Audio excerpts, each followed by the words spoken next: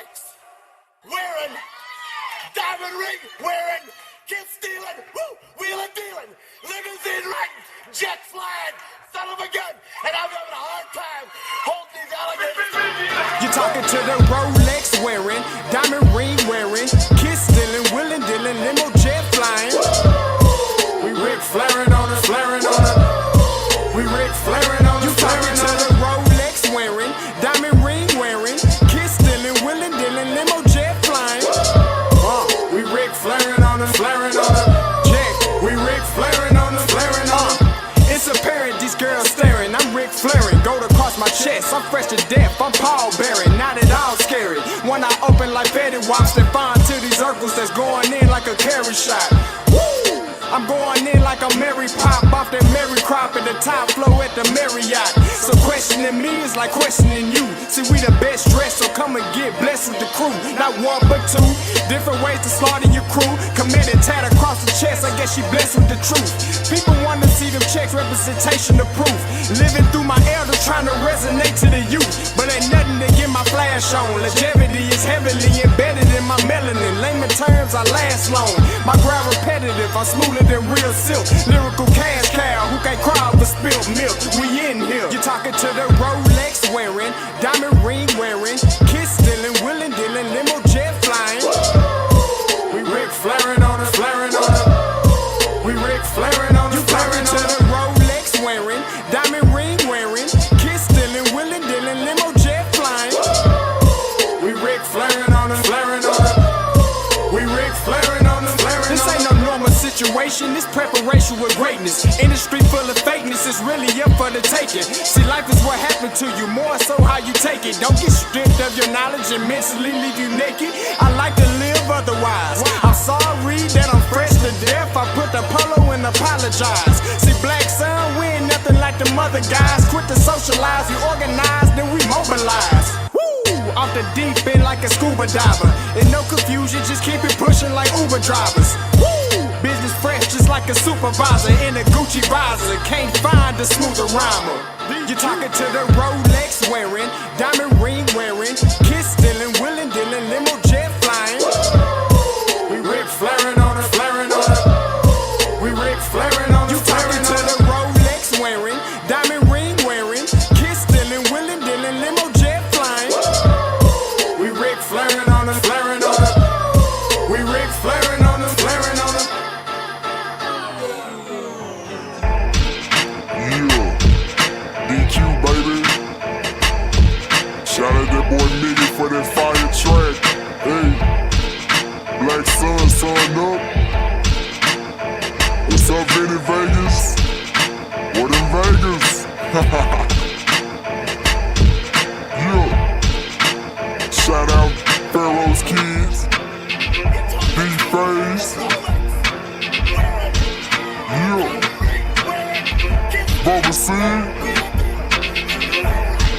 yeah, Ric Flairin' on him, Ric Flairin' on him, Ric Flairin' on him, Ric Flairin' son up, baby. Hey, yo, Scotty, you going crazy for this one.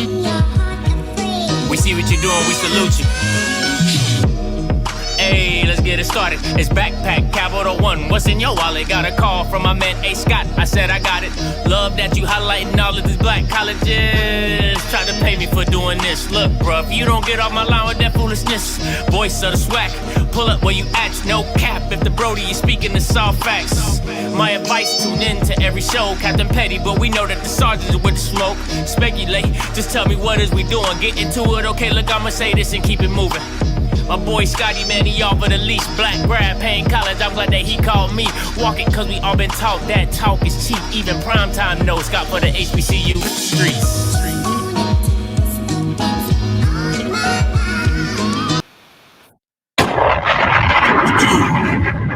What is going on, everybody? Happy Sunday morning. I'm not gonna come in. I usually be like, oh my God, happy. Oh, I'm not gonna do all that. Listen, I really want to just have a conversation, right? This is what this is, Sunday Conversations. I want to give my perspective and give my thoughts on the things that have been said about me, the things that are talked about me. Because let me just say this, right? First and foremost, you guys really you got to really know me to understand that I don't really give a damn. Like the way I move, I understand. I am the epitome of, if you can't take the heat, then you got to get out the kitchen. I do not believe in shooting first or shooting at all and not think that I'm too big to get shot at. All I say is this: if you shoot, don't miss. Because if you miss, I'm going to come back like Curry. I'm going to come back like MJ wearing a 4.5, and you don't want to see me. Because whatever you think you do, I do it better, right? I'm more creative. I'm funnier. I'm wittier. So don't even try me, right? So that's my thing. But, I mean, it's the narrative that gets pushed around about me is funny to me, right? Because people love, it was first that Dion made me, right? Dion made me, things like that. Okay. And then after Dion leaves, and I'm still in this space, still dominating this space, then it's, he just got here because he rode Dion's wave. Oh, he's a newbie. He's 2 years. Like, when, and I need, and somebody can explain it to me, when does the new person get credit for surpassing the old people? Because at some point in time, YouTube has been around since 2007. Live streaming has really kind of caught on from like 2011, 2012. So from 2012 to 2011, let's say 2010, let's just keep it round number. So from 2010 to 2020, why am I the second biggest platform on YouTube in regarding HBCUs? That's the real question that needs to be asked and answered. If all these guys were so prominent, were so impactful, why didn't Dion rise them up Dion touched the space for everybody.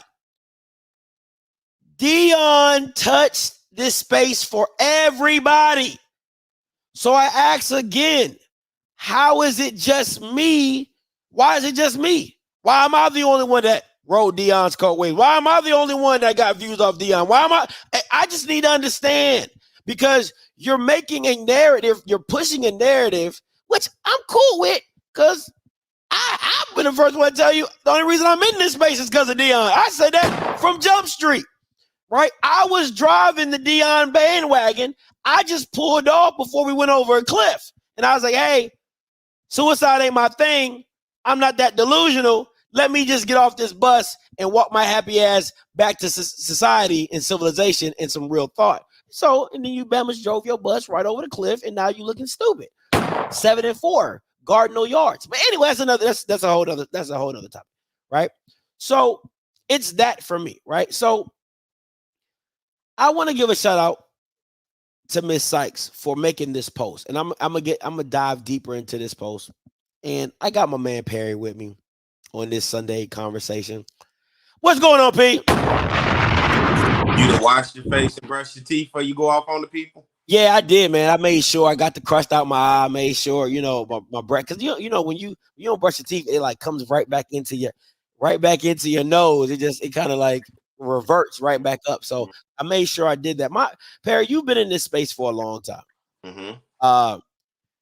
You got your own platform.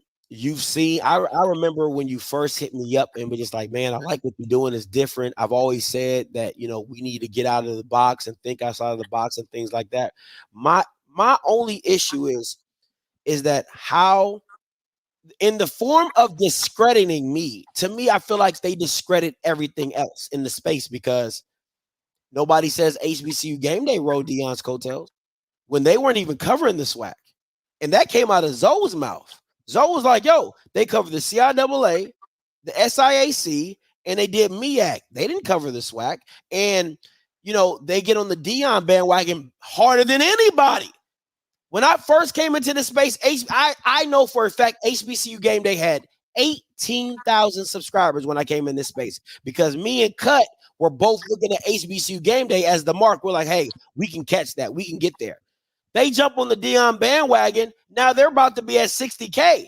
That didn't come from them just talking about the SIAC. That didn't come from them talking about the CIAA. But nobody says that about them, right? They're starting to get backlash for trying to ride Dion into Colorado, but they don't get that backlash from when they jumped on the Dion bandwagon 100,000%, right? And rolled that to whatever they rolled it to. And then to me, what you discredit where everybody else is, did not everybody else have the same opportunities? Didn't Dr. Cavill have the same opportunities? Didn't HBCU sports have the same opportunities? Any small HBCU platform that you want to bring up had the same opportunities to touch and run with the Dion story more than anybody. So I'm confused about the narrative.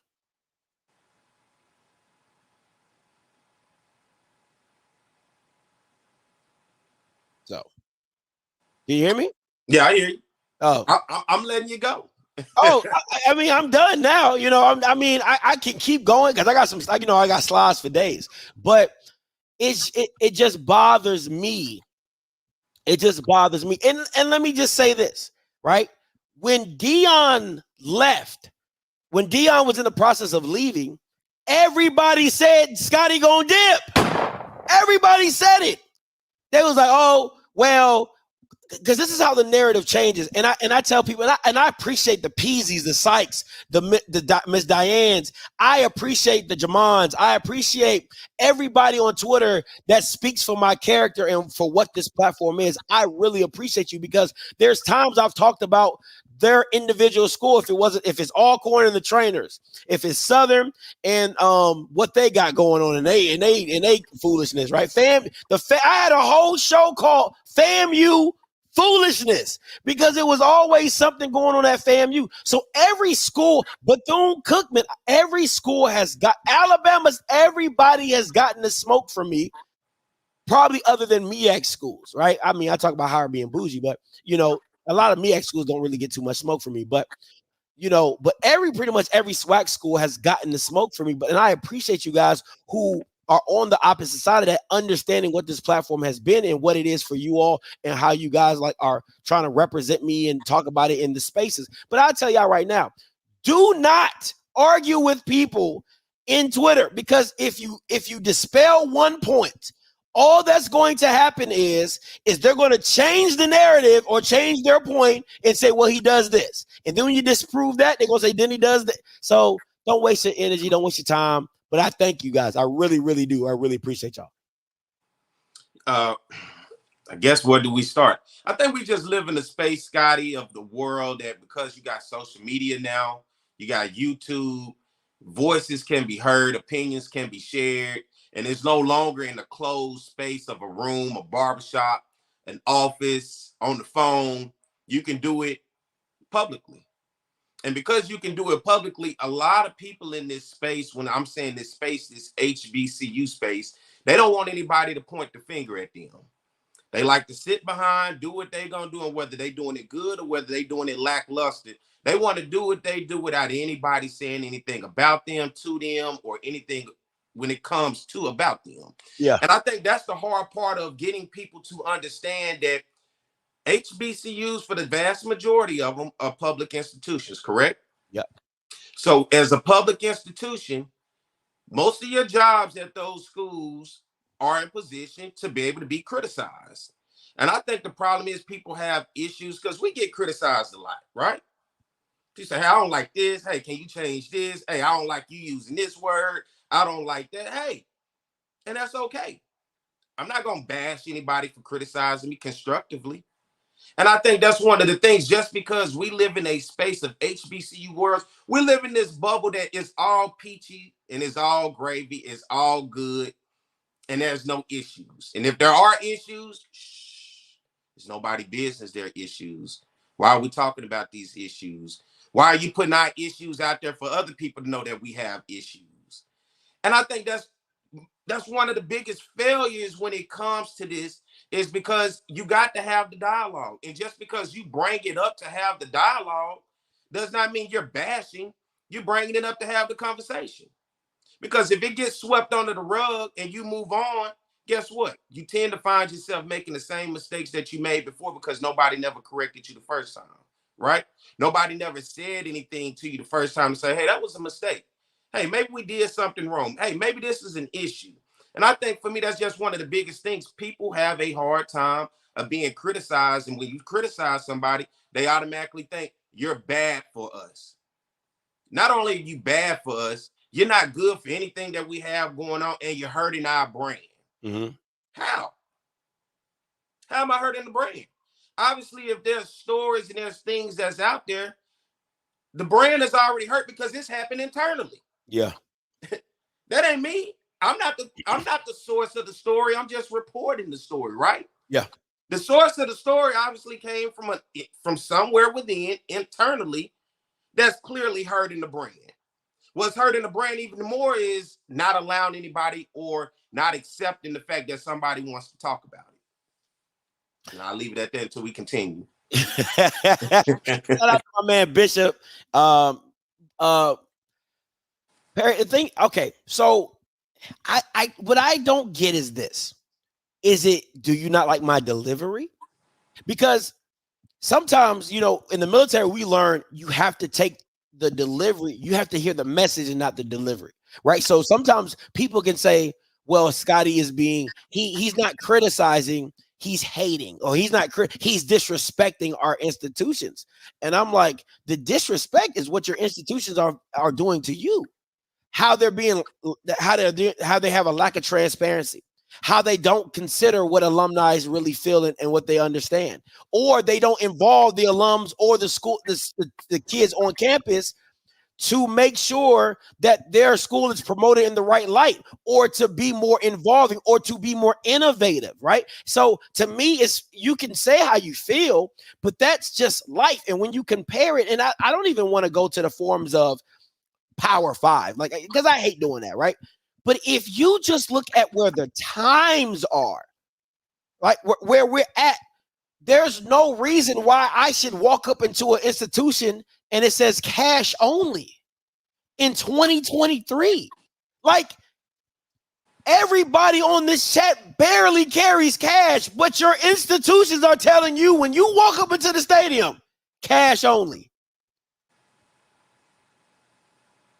Why? Like, and you don't hold, and everybody just find, oh, this is how we just do it here. And something Rocky said this weekend really, really blew my mind. He said, what's funny to me is this.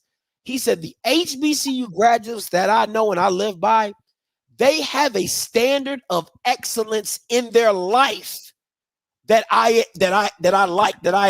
inspired to have, or something around those words.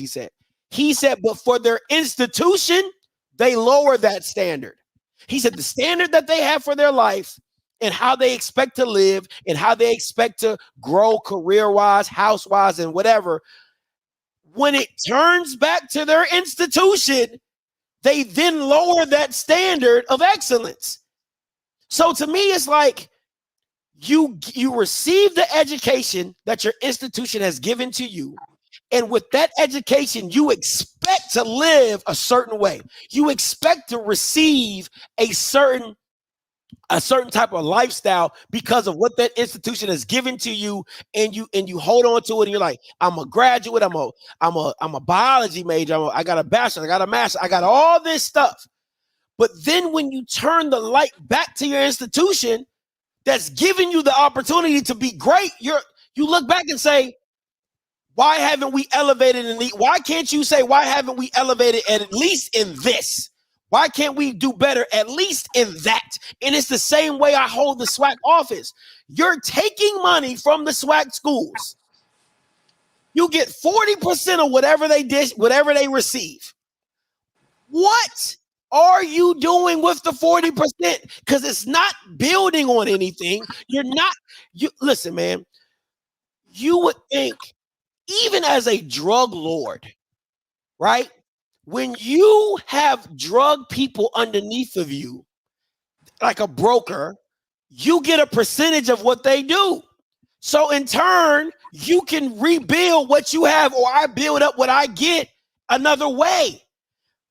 But when I really feel the swag just takes 40% just to pay salaries.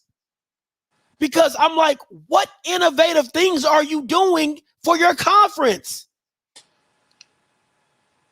I would say this, it's fuck the delivery, right? Everybody get caught up in delivery, right? But it's the message, it's the actions, right? Regardless of what you say or what I say, the actions are that we get on here and what we do every Monday. We're talking about black college football. We're talking about HBCUs, and we're talking about the programs, the coaches.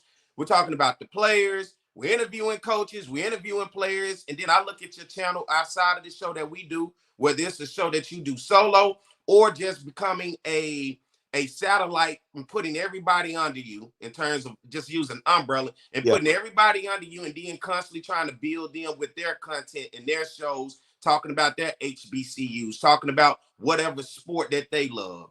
It's not about the delivery. It's about the action. The action speaks louder than words. Sometimes, and we know in this world that we live in today, controversy sells. People will share something that's more drama written all over it than they would anything that's positive. They'll skip right over somebody saying, hey, I'm donating $100,000 to my HBCU today to see, oh, it was a fight in the cab today at this HBCU, right? Yeah. They want to see that. It's the psyche and the mindset that we understand in the entertainment world. Sometimes you got to do some things in order to elevate yourself. That's just entertainment. All of this is entertainment, people. SWAC, HBCUs, entertainment sells today. And if you're on social media and if you're on YouTube, look at what gets the views. We're not coming on here talking about killing nobody. We're not coming on here talking about robbing nobody. We're not talking about coming on here shaking your ass. Regardless of what we're talking about, at the end of the day, the message is still HBCU. Whether you like the direction of the message, whether you like anything that we're saying, the message is in the action of still talking about HBCU. What you have on right now on your shirt? Back to brag. Shout out to my boy Merch Pack for the back to brag merch, bringing trophies back to brag, baby. Let's go. The fact that you're even doing that means you're promoting FAMU right now in this very instant. And overall, I look at the issue that I have with people that everybody, the hard part I think for black folks is and I know because we've been trained to be like this because we have to work 100 times harder to get through in the world, right? Yeah. But we have fallen in. We just love when you get on something like this, you just got to be politically correct, Scotty. You just got to come on here and say there aren't any issues. And if there are any issues, we'll talk, we'll discuss, and we'll get together later and we'll talk about that, just not in front of everybody. Right. That's what people want. That's in those positions. They want you to be politically correct, but we come on here and we're not politically correct. We'll say, fuck that shit, right? And everybody go. And it just says, but the people that's going to watch it, going to like it. But the people who you saying fuck that shit to, not going to like it. Yeah. Because they want you to say, hey, there are issues, but you know what? They aren't that bad. They could be worse, right? And just going on about your day. And I think that's where you see the likes of the Dr. Cavilles, the HBCU game days, the HBCU sports. When you get on the SWAC coaches call, right? Everybody, hey, coach, how are you today, man? I hope everything's jolly over there in the land of the Rattlers or over in the land of the Tigers, right? Hey, coach, hope all is well with you and down there in Tallahassee. Hope all you Rattlers are doing everything great. Just quick question, coach. I'm sorry. But we the new school. We're the new generation. And what we tend to find that older people in this space, and the biggest problem that I have, particularly when it comes to this, is we so HBCU, we so black. We're supposed to be so together. We're supposed to be so uplifting, right?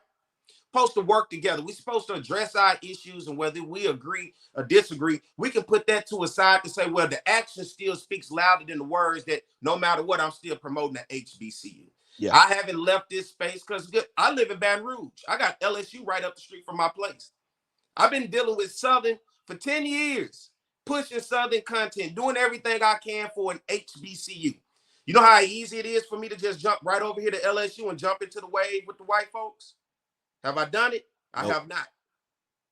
You know how easy it is for me to take a camera, go interview coaches, players. They've won 3 national championships within the past 5 years with me being right here. But you know what I'm doing?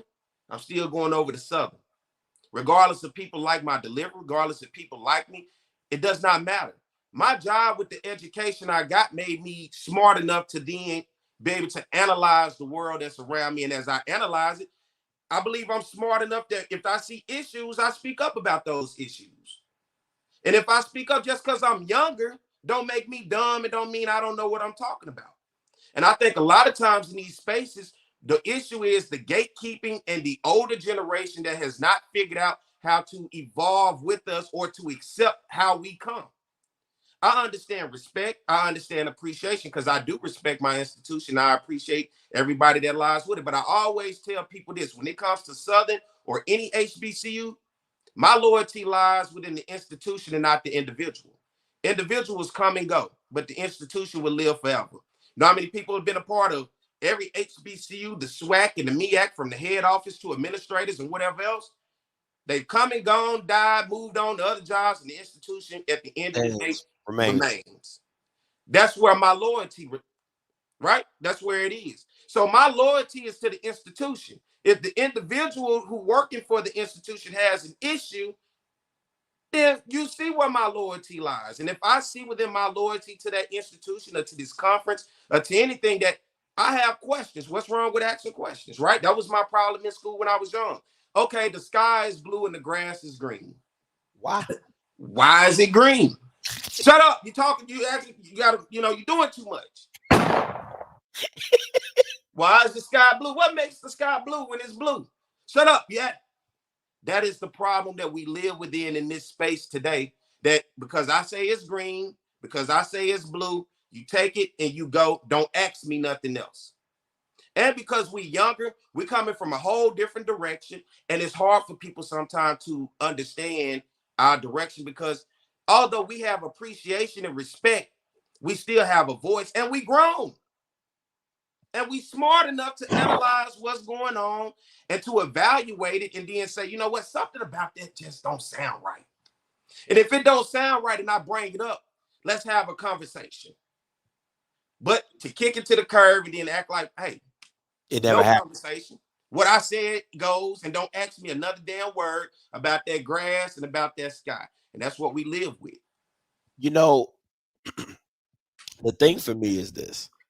I don't understand where this is my thing. I'm a big component. And it's funny, I got my mom saying it now. She be like, "What? Well, how you say it? Keep that same energy." You know how old people be like, how you say that? Keep that. I got my I just want people to keep the same energy. And listen, I want to be very clear. I want to be very clear. This is not a shot at Jeff, right? Jeff Lacey. It's not a shot. What I want to do is I want to show the disparity, right? Jeff comes on the scene and becomes a JSU mouthpiece, right? He's JSU this, JSU that. Dion leaves. He doesn't go to Colorado. Well, he somewhat does go to Colorado with his content, but then he goes back to his home state, which is Louisville, because he graduated from Western Kentucky. He goes back to Louisville. Now he covers Louisville and Colorado. Now, if I would have done that, I would have been the biggest sellout in the world. The biggest sellout in the world. I'm from Maryland. If I would have went back to covering the University of Maryland and they had a damn good season this year, and then I went and covered Colorado, everybody in Twitter would have been like, I told you he was a drifter. I told you he was this. I told you he was that. Jeff literally, he comes in, follows Prime, dips out to Louisville and Colorado, and nobody from Jackson State says a word. Just because he was pro Jackson State. So that ain't nobody gonna talk ill will about him. Ain't nobody gonna say this or ain't nobody gonna say that. But if it would have been me, oh man, I would have, man, listen, it would have been pandemonium. But the thing is, and me and you have talked, Perry, if I outgrow this space, then I'm a sellout. if the way I have been treated and I decide to move my platform to another entity, if it's the SEC, if it's another FCS program, if it's doing something completely different, then I'm the sellout. So and I'll say this, and I'm gonna keep it a buck with you. If I leave this space, who you gonna watch? HBCU Game Day? That's what you gonna watch. That's what you gonna do a 2 hour. And listen, you can take HBCU Game Day, can take this shit however they want to take it. What 2 hour live show that you get from HBCU Game Day? What pregame and postgame shows you get from HBCU Game Day? What programming? Name a program that HBCU Game Day shows. So what? That's what you're gonna be left with. You gonna watch HBCU Overbite? You gonna watch She Loves Crazy? I mean, I just want to know, because every entity, I can, if you really want me to dissect this, because this is what you really want. This is what people are asking for, because I can really pull everybody's card if I really want to, right? Except Swag and the Fool, G&J, they do their own thing. I love what they do. Those are my guys. They know I rock with them every time. But the rest of these dudes, where's Swag Buzz at? Because when everything was buzzing and Dion was hot on the scene, Swag Buzz was dropping shows left and right, back to back. Mr. Ford was jumping on there. Mr. Ford got to be the oldest groupie I've ever seen in my life. Mr. Ford is like the new train. Everybody's riding that Bama. He jump on. The only reason Mr. Ford is even relevant is because he started here. It's the only reason. So if we really want to talk some shit, let's talk some shit, because I'm with it. And I'll pull everybody's car on this mug on this Sunday morning. I think the biggest thing, especially when it comes to this, is you talked about the Deion Sanders train, and everybody still tried to slowly ride it once he went to Colorado, right? Even HBCU Game Day was low-key trying to do it until they got the backlash, right? They still wanted to give you an update, and everybody's going to say, well, they took the Colorado train too, because here's a coach came from an HBCU, went over to that side, and he brought HBCU assistants with him, right? He brought people from the HBCU space with him, and he took them over there. Well, he decided in that moment to take them from us and to take himself from us and to go to that space. Why should we follow that when they didn't want us in their space in the first place? Our job and mission is to uplift this, HBCUs, and however you like it, whether you like it or whether you don't. But you see there's a bubble when it comes to this space, and that if you don't fit the narrative of that bubble, then they try to out you as though you're not good for this space. But within that bubble, there are the favorites. And those favorites only come from a SWAC head office, or they come from certain schools. But I don't understand how there could be any scrutiny or any drama, or anybody feeling any type of way when at the end of the day, whether they like Offscript, whether they like Perry, or whether they don't like Perry, whether they don't like Offscript, check the actions. You are in Florida to go to a SWAC championship game. Your actions speak louder than your words. You can get on here and talk about Florida A&M all you want, right? You did that when the whole situation of them finding an AD. What direction do you go? But you're still there supporting. When they did not give you media credentials, you still showed up to the game. You didn't say, you know what, to hell with that. I don't have credentials, I'm not going. You still in Florida to go to the game. You traveled and been to games all around the conference. You've seen stadiums, you've met people, and you'll be surprised, which I'm sure you're not, how many people that I run across now that say, man, I love what y'all do. People that run alumni, people that are just fans, former players, current players. And that's the mindset that I don't understand. When you do the balance beam of good and bad, how do they try to act like the bad outweighs the good? Because you don't fit their narrative? Because they don't look the way that that they want you to look? You're not saying the exact words the way that they want you to say it? And those are the issues that we run into being the new school. Yeah.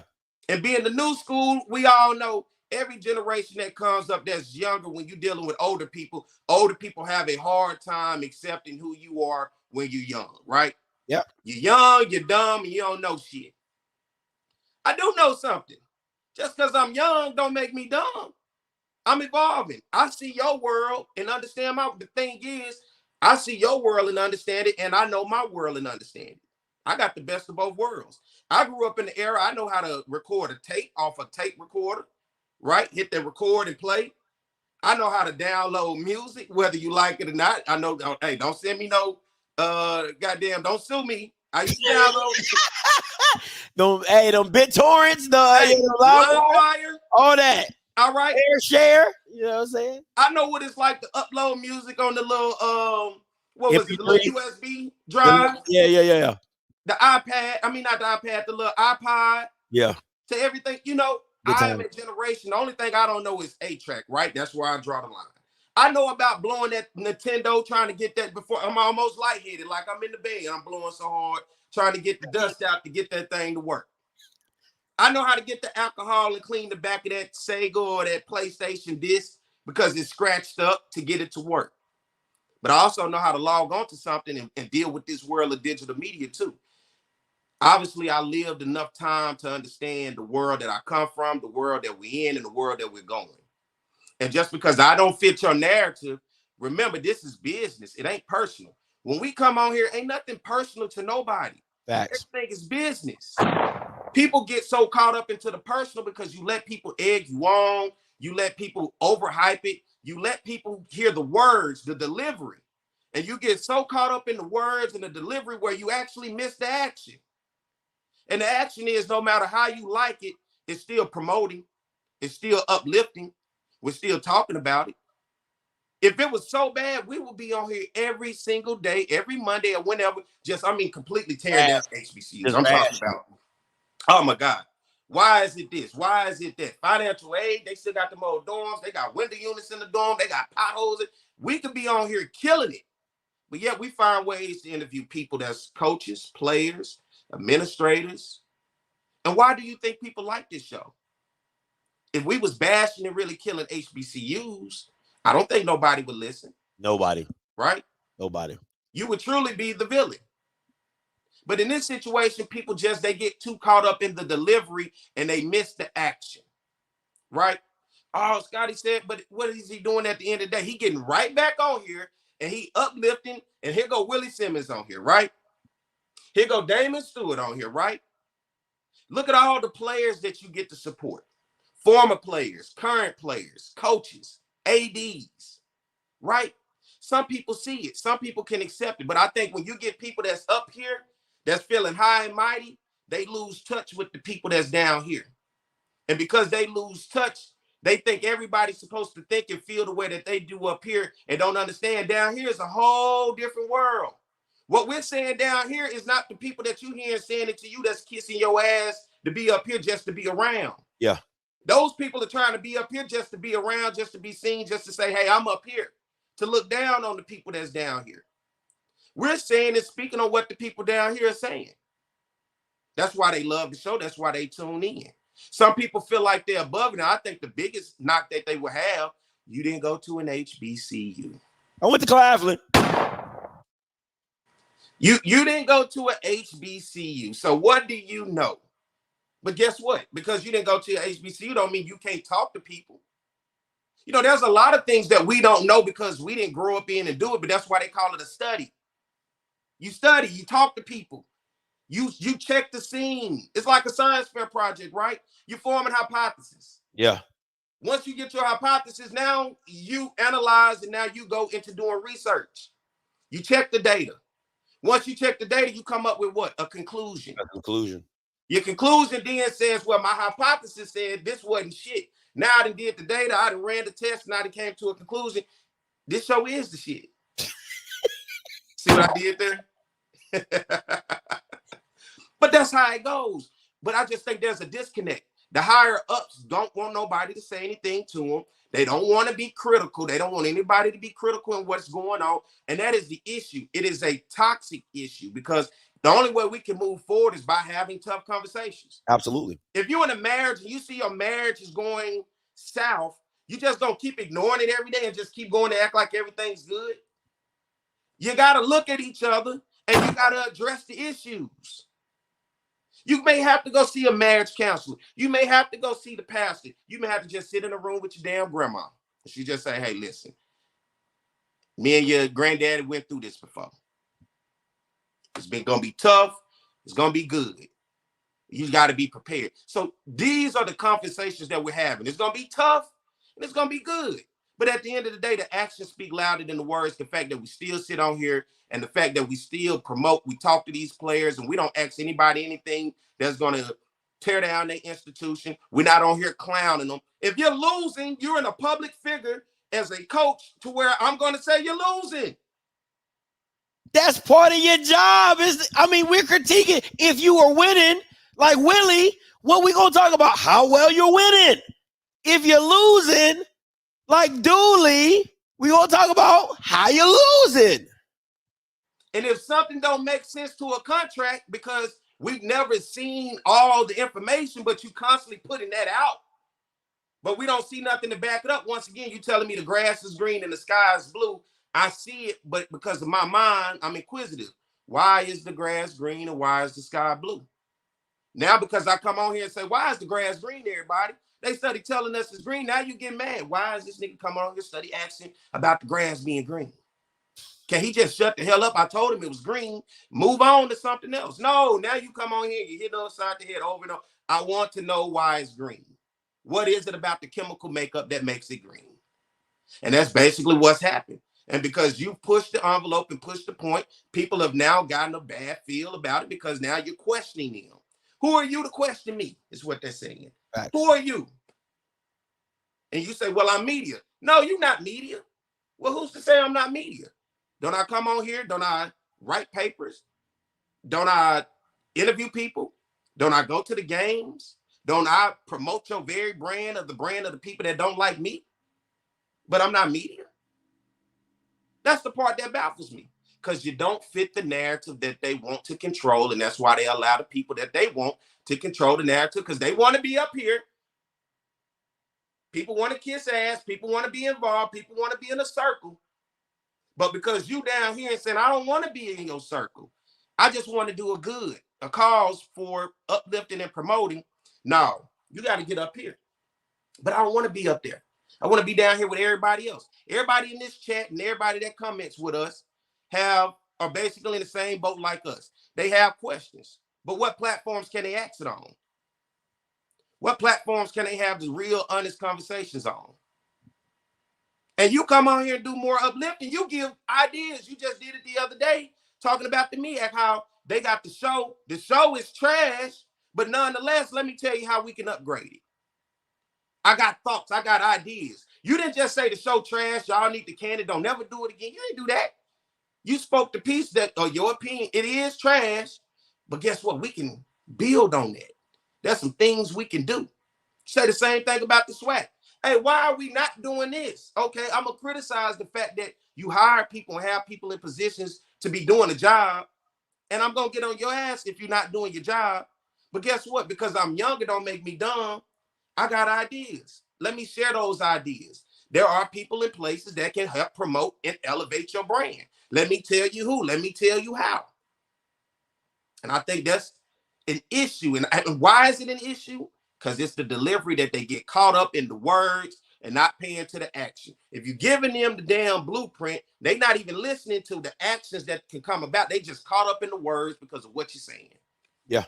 You know, and I want to, and man, Perry, man, your soliloquies be hitting, boy. I tell you that. But let me say this. Shout out to Miss Keisha. Miss Keisha is the former AD at South Carolina State, and you know, when I did my breakdown of my game experience at South Carolina State, she didn't know some of the stuff was happening.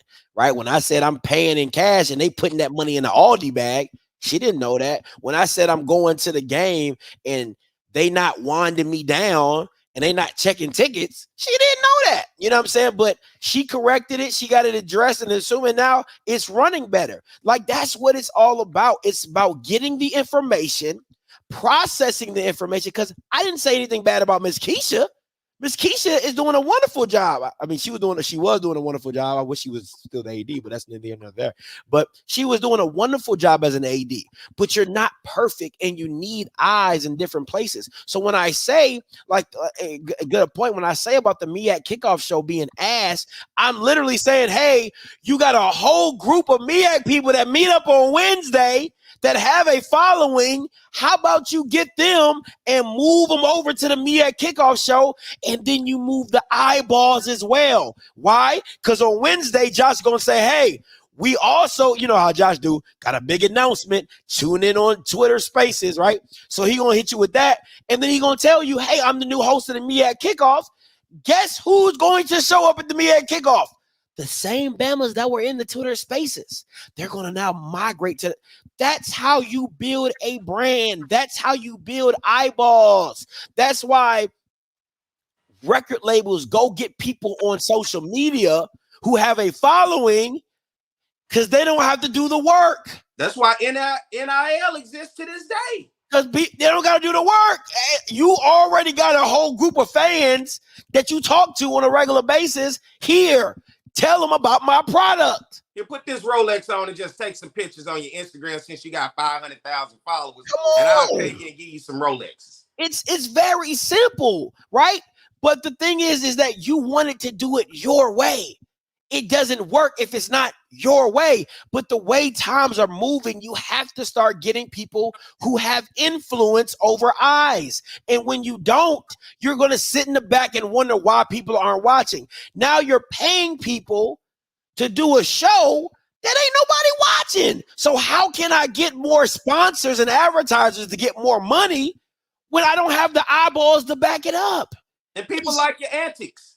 You know, obviously they do. Some people, you know, oh man, but what I like what you've done, you've taken that and built the platform. Once again, not your delivery, but your action, right? And now because the platform has grown, you're pushing harder than ever the HBCUs and the sports more than ever, more so than what you were doing in the beginning in the antics. But you got to have some type of antics to grow. You got to catch people's attention. If you just sit here, oh, yes, you know, that was good. Ain't nobody going to listen because clearly that's what they doing. And ain't nobody listening. But you have to do something in order to draw people in. Now I got your attention. All right, let me show you my action. There's a method to the madness, and I don't think they like the method to the madness because you're criticizing. You're calling people out, and you're holding them accountable. I got you, Smash. I'm about to open the call lines up real quick. I still got some slides to go through, and we'll go through after some of these calls. But let me get to this guy, Mac G. He says, merch pack peasy. And I'm going to go back to and said Walker as well. Let me say this. What bothers me the most with HBCU fans is you guys say worse stuff to each other in the SWAC groups than I could ever say on this platform. And they getting caught up in the words once again. I never understand it. Right? You are the only participant in the conference. He's caught up in the delivery, but he's not watching your actions. When you come on here and you promote Jack and you talk about Jack State, we break down the game. We talk about the coach. We talk about the players, right? It doesn't make sense. Like, people call Alcorn Slawcorn. People talk bad about Southern. And then they'll say, oh, Scotty, it's all fun and games and rivalry. But it's all the same stuff. And Dave's on here. The way the SWAC and the MEAC talk about the NCAT moving to the CAA, mad disrespectful. It's funny to me. I don't even go to the extremes of those levels, the way they talk about the other schools. But when I say Pothole State, it's a problem. But you calling Alcorn Slawcorn. You talking about Baton Rouge like, oh, they thieves, they robbed, they gonna break your windows. That ain't me saying now, it. People never watch SWAC halftime shows. They get very disrespectful in SWAC halftime shows. The bands will show you how to be disrespectful. Fam poo. The culture has its own stuff. And listen, I'm not saying it's bad because there's probably Auburn and Alabama do the same thing to each other. Oh yeah. The SEC does it to each other. So you can't pick and choose when somebody can and can't be funny about your institution. That's the thing that kills me, is that people from Jackson State, and I'm telling you right now, I personally do not like the fans at Jackson State, right? They are annoying because what they do is this. They'll say they love to play victim. They love to play victim. They talk bad about everybody else. But as soon, and I'm not every fan at Jackson. Let me be very clear. I apologize. Not every fan is like this. But they talk bad about every institution. And then as soon as you point them guns back at Jackson, you be like, don't you got like a 6-foot hole, pothole at your, see, now you're talking about the city. The city has, we don't have anything to do with our roads. The city has everything. I don't give a damn. Don't they always call in talking to me about why they don't come to Baton Rouge? Oh, we're going to get our car broken into. We're going to get our tires slashed. And I'm like, where y'all getting this information from? Y'all, you talking about uplifting HBCUs, and I'm telling you to come to the game. You telling me reasons why you can't because you think it's dangerous. I don't get it, man. Like it's just annoying. But like I said, if all I say is this, if everybody's gonna talk trash, let everybody talk trash and let's just have fun with it. But the stuff they say in them groups, I'm like, bro, y'all taking it too far. Like I really picking and choosing. You know, that's the thing about it. Oh no, you're more guilty. No, they're okay. I've heard FAMU band the year that Southern band didn't go there. They said Southern didn't show up. I think they said something about we didn't have our food stamp card, right? I've heard Jackson State come down here and do a whole halftime show and talking about us saying we stealing money at Southern. I've heard all the craziest things one could say, and that's okay. You pick and choose, right? The same way with the SWAT groups and everything. I mean, at one time, they was talking so bad to Cedric Thomas when he was at UAPB, he literally had to address it in a press conference. Crazy. Hey, let me get to Smash on this call. What's up, Smash? Coming to you. What up, Scotty? What's goody? Listen, man. I just got out not too long ago.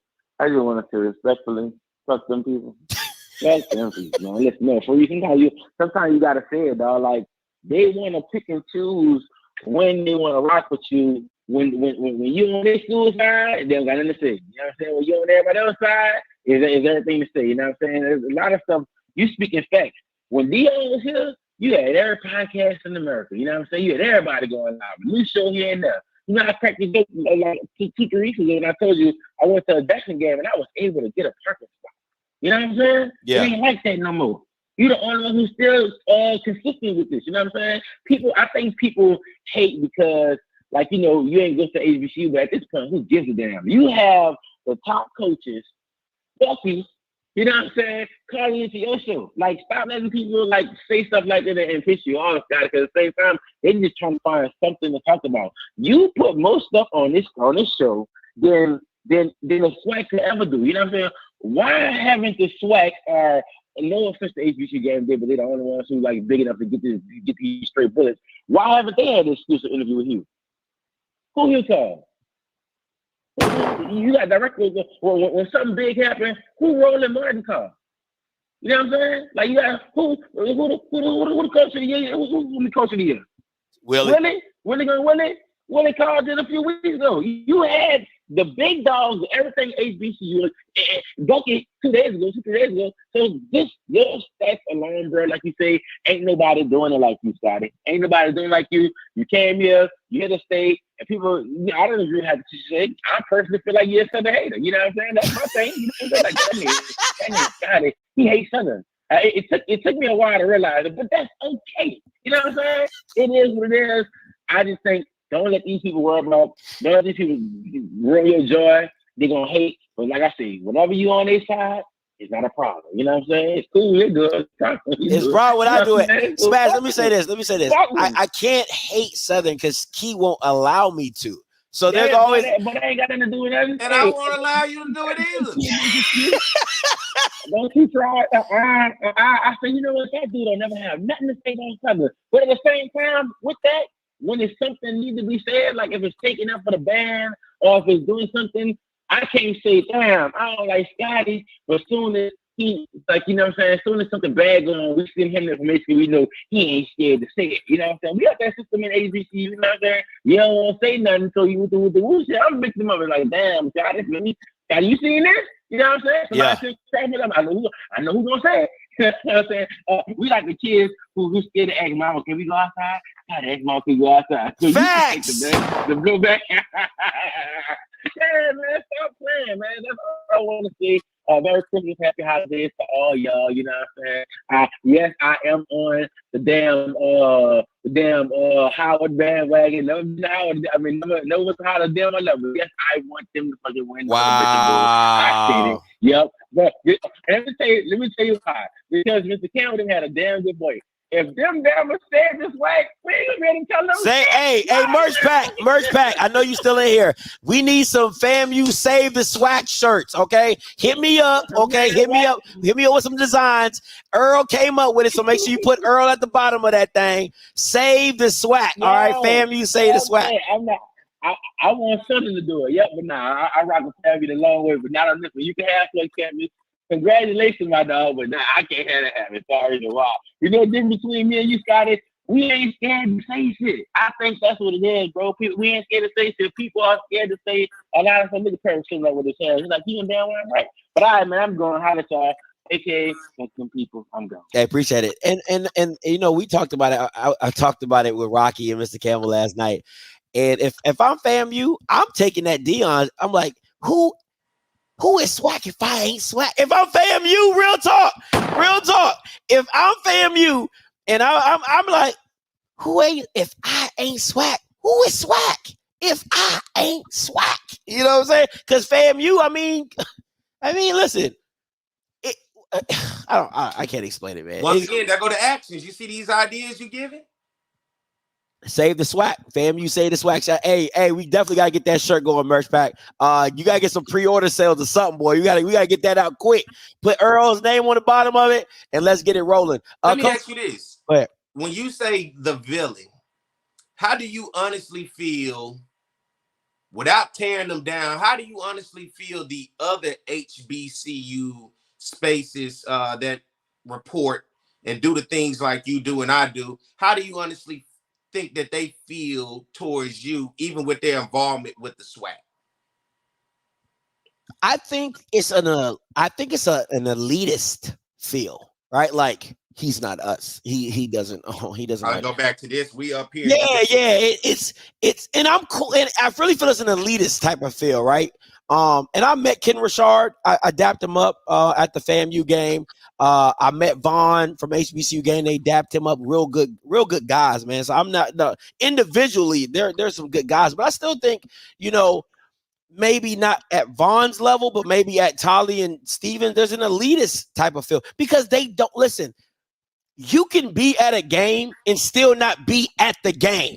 You get what I'm saying? Like that's what I feel with some of these guys. Like you at the game, but you not at the game. Shout out to my boy Architect Nice, man. Good guy. We've met a few times, definitely at the Grambling. You know what I'm saying? So that's like just going like I'm in the crowd with the people. I'm with the people.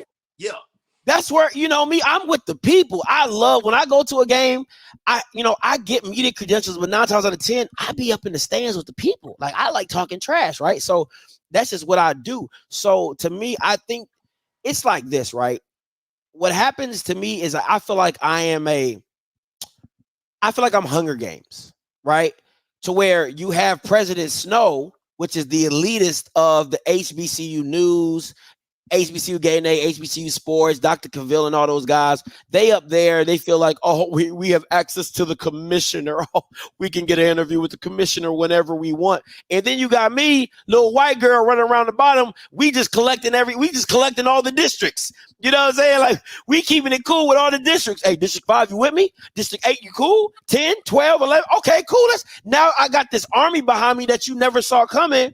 Because you were too busy up kicking it with the commissioner, sipping tatas and matas with the commissioner. That's what it is. I got a lot of calls, P, but you got a response to that, and I'm gonna get to these callers. I was gonna ask you one more question when it comes now. That was one question to ask about the counterparts on the HBCU reporting level. Now, what about the SWAC office itself? Who you think has the biggest issue, and why do you think it is a trickle down to where when your name is mentioned, it probably makes everybody cringe within the SWAC? It's literally, if you think, if you haven't seen the movie Hunger Games, I'm literally the white woman, right? Because what President Snow did not like about the white girl, what's the white girl's name, babe, off of Hunger Games? Kathy. Yeah, Kathy, whatever. Katniss Everdeen, right? I'm Katniss. And the reason is because she gave people hope. She gave people a different view of what the problem was with the Hunger Games. Like, yo, y'all really cool with this? Like, y'all really okay with the situation that's going on? That's what I do to Dr. McNugget, right? Like, he had been in this space for so long, and it was just whatever he said, go. Whatever he said, go. Oh, you know, the commissioner said it, it's golden, right? And then when I come on the scene and I start getting behind these contracts and I start looking at these numbers and I'm like, this stuff ain't making sense. And then you have other well-educated black people who say, damn, Scotty, yeah, I wouldn't do that at my own damn job. Why are we doing this Then you have the people behind you asking questions. When you got one person asking why the grass is green, that's okay. When you got 100 people asking why the grass is green, I need an answer. So it's the contracts that you think really just turned them off from you. Absolutely. I think it was the contracts, and then just I'm like, yo, why are you doing it? Like, my first thing will be the contracts. That would be the first thing. The second thing will be my criticism of how you're not building your own digital network, right? It is an ass. The way the SWAC is not building its own platform and media is just stupid. In the day and age where every other conference, every major, this is my issue. You can't call yourself a super conference. You can't call yourself an elite this or elite that, and you're moving like a mom and pop store. It doesn't make sense. Where your content is so legendary, because this is what people got to understand. The SWAC's legendary is not in the new stuff. It's with this old stuff. It's the 60s, the 70s, the 80s, the 90s. And I love Alex Hines. Alex Hines could single-handedly save the SWAC if they just took the content that he had, moved it on the SWAC digital network. They would be winning. That's why Alex Hines is the legend that he is, because he lets people go tap back into those old games and say, man, I missed that. Man, you remember that. Man, did you? Oh my God, you can show your kids. I was at this game. I remember McNair at Jackson playing. I was there. I remember Valley doing what they were doing with Jerry Rice. I was there. But when you got to go to Alex for it, and it's no shot at Alex because Alex is a freaking legend in itself. Alex and the SWAC Digital Network should be in cahoots to where they get those games on the SWAC Digital Network so you can go back and watch those archive footage, because that is the SWAC. That is why the SWAC is what it is now, because of the backs it was built off of. Why can't I go back and watch Walter Payton play? Why can't I go back and watch Eddie Robinson's teams, or Bruce Eugene, or Doug, or Willie Totten and Jerry? I should be able to go back and watch all those games. You can do it for the Alabama. You can do it with them whack-ass Bear Bryant teams that was running the freaking wing T all the way down the field. But I can't go back and watch Valley in the Totten offense and the Willie Totten and Jerry Rice offense when they were looking like the New York Jets out there spreading everybody. I can't go back and watch that. Come on, man. It don't make no sense. But then you want to get mad at me because I'm telling you, you're dumb. And it's listen, you can't sugarcoat stupidity when you're bloviating about what the SWAC is and the traditions, and you even got HBCU alums. Oh, us Jackson State, we have 4 Hall of Famers. Show me the footage. Why can't you show me the footage? Why can't I go back and watch Robert Brazile whenever I want? Why can't I go back and do that? Somebody got that tape somewhere. Why can't I? Why don't you own your own footage to go back and watch it? Why can't I? Why can't I go back and watch some of the major matchups between NFL Hall of Famers? Why can't I do that? Because if you're going to build your brand off of these legendary players, the least you can do is let us see it. Because my son don't know Walter Payton, but he know FAMU. And if he wants to go back and watch FAMU's old legends, he should be able to. Go ahead.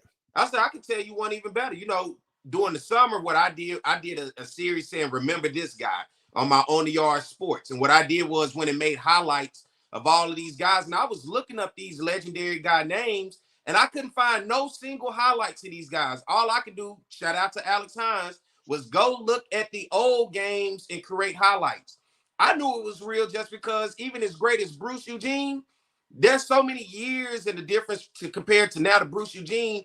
I put it up over 100,000 views of people saying, man, I remember this dude. Hey, did y'all see this guy? You remember this dude? Because he was a big quarterback that didn't look like a quarterback. He looked like an offensive lineman. And people was just amazed that to go back and watch him.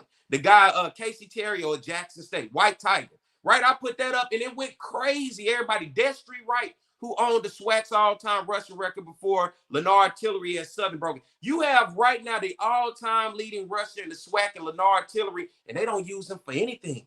And he's a young brother. Leonard may be just now knocking at the door at 30 years old.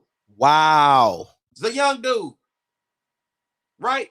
You have all, but I saw the interest once I put it up, and I even had people sending me messages saying, bro, thank you for this. Like, this literally get me through while I'm at work. I'll be watching these highlights. I'm watching this guy, Donald Carey from Alcorn, right? Randy Hines from Grambling, right? I'm putting all this stuff up.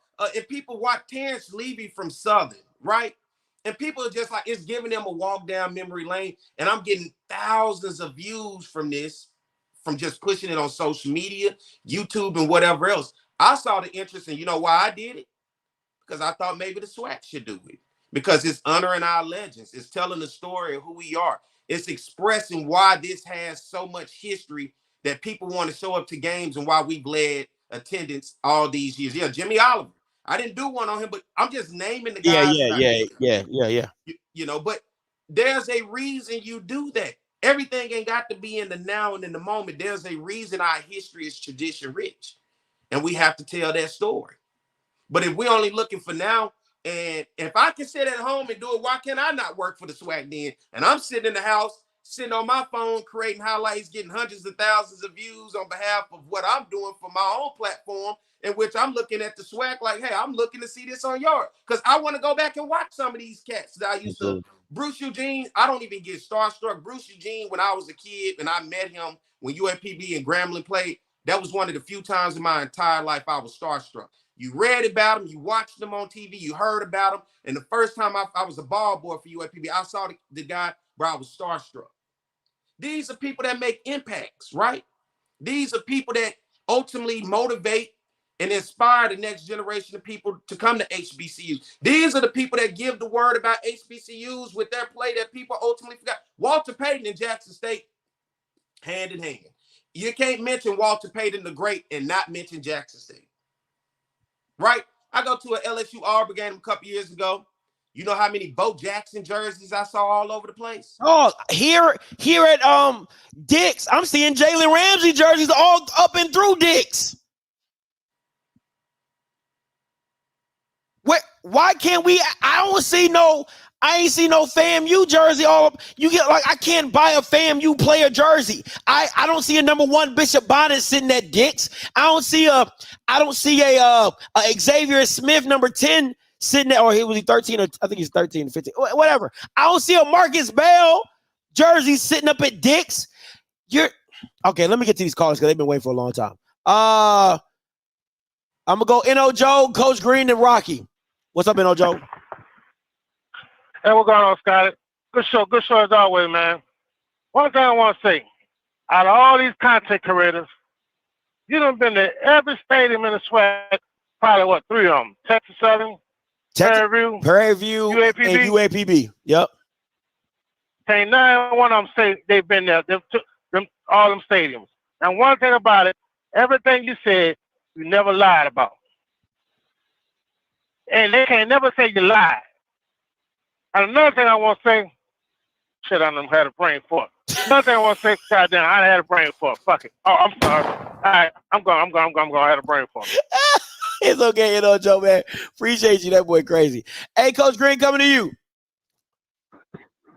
What's up, guys? What's up? You know, one thing I wanted to say, though, man,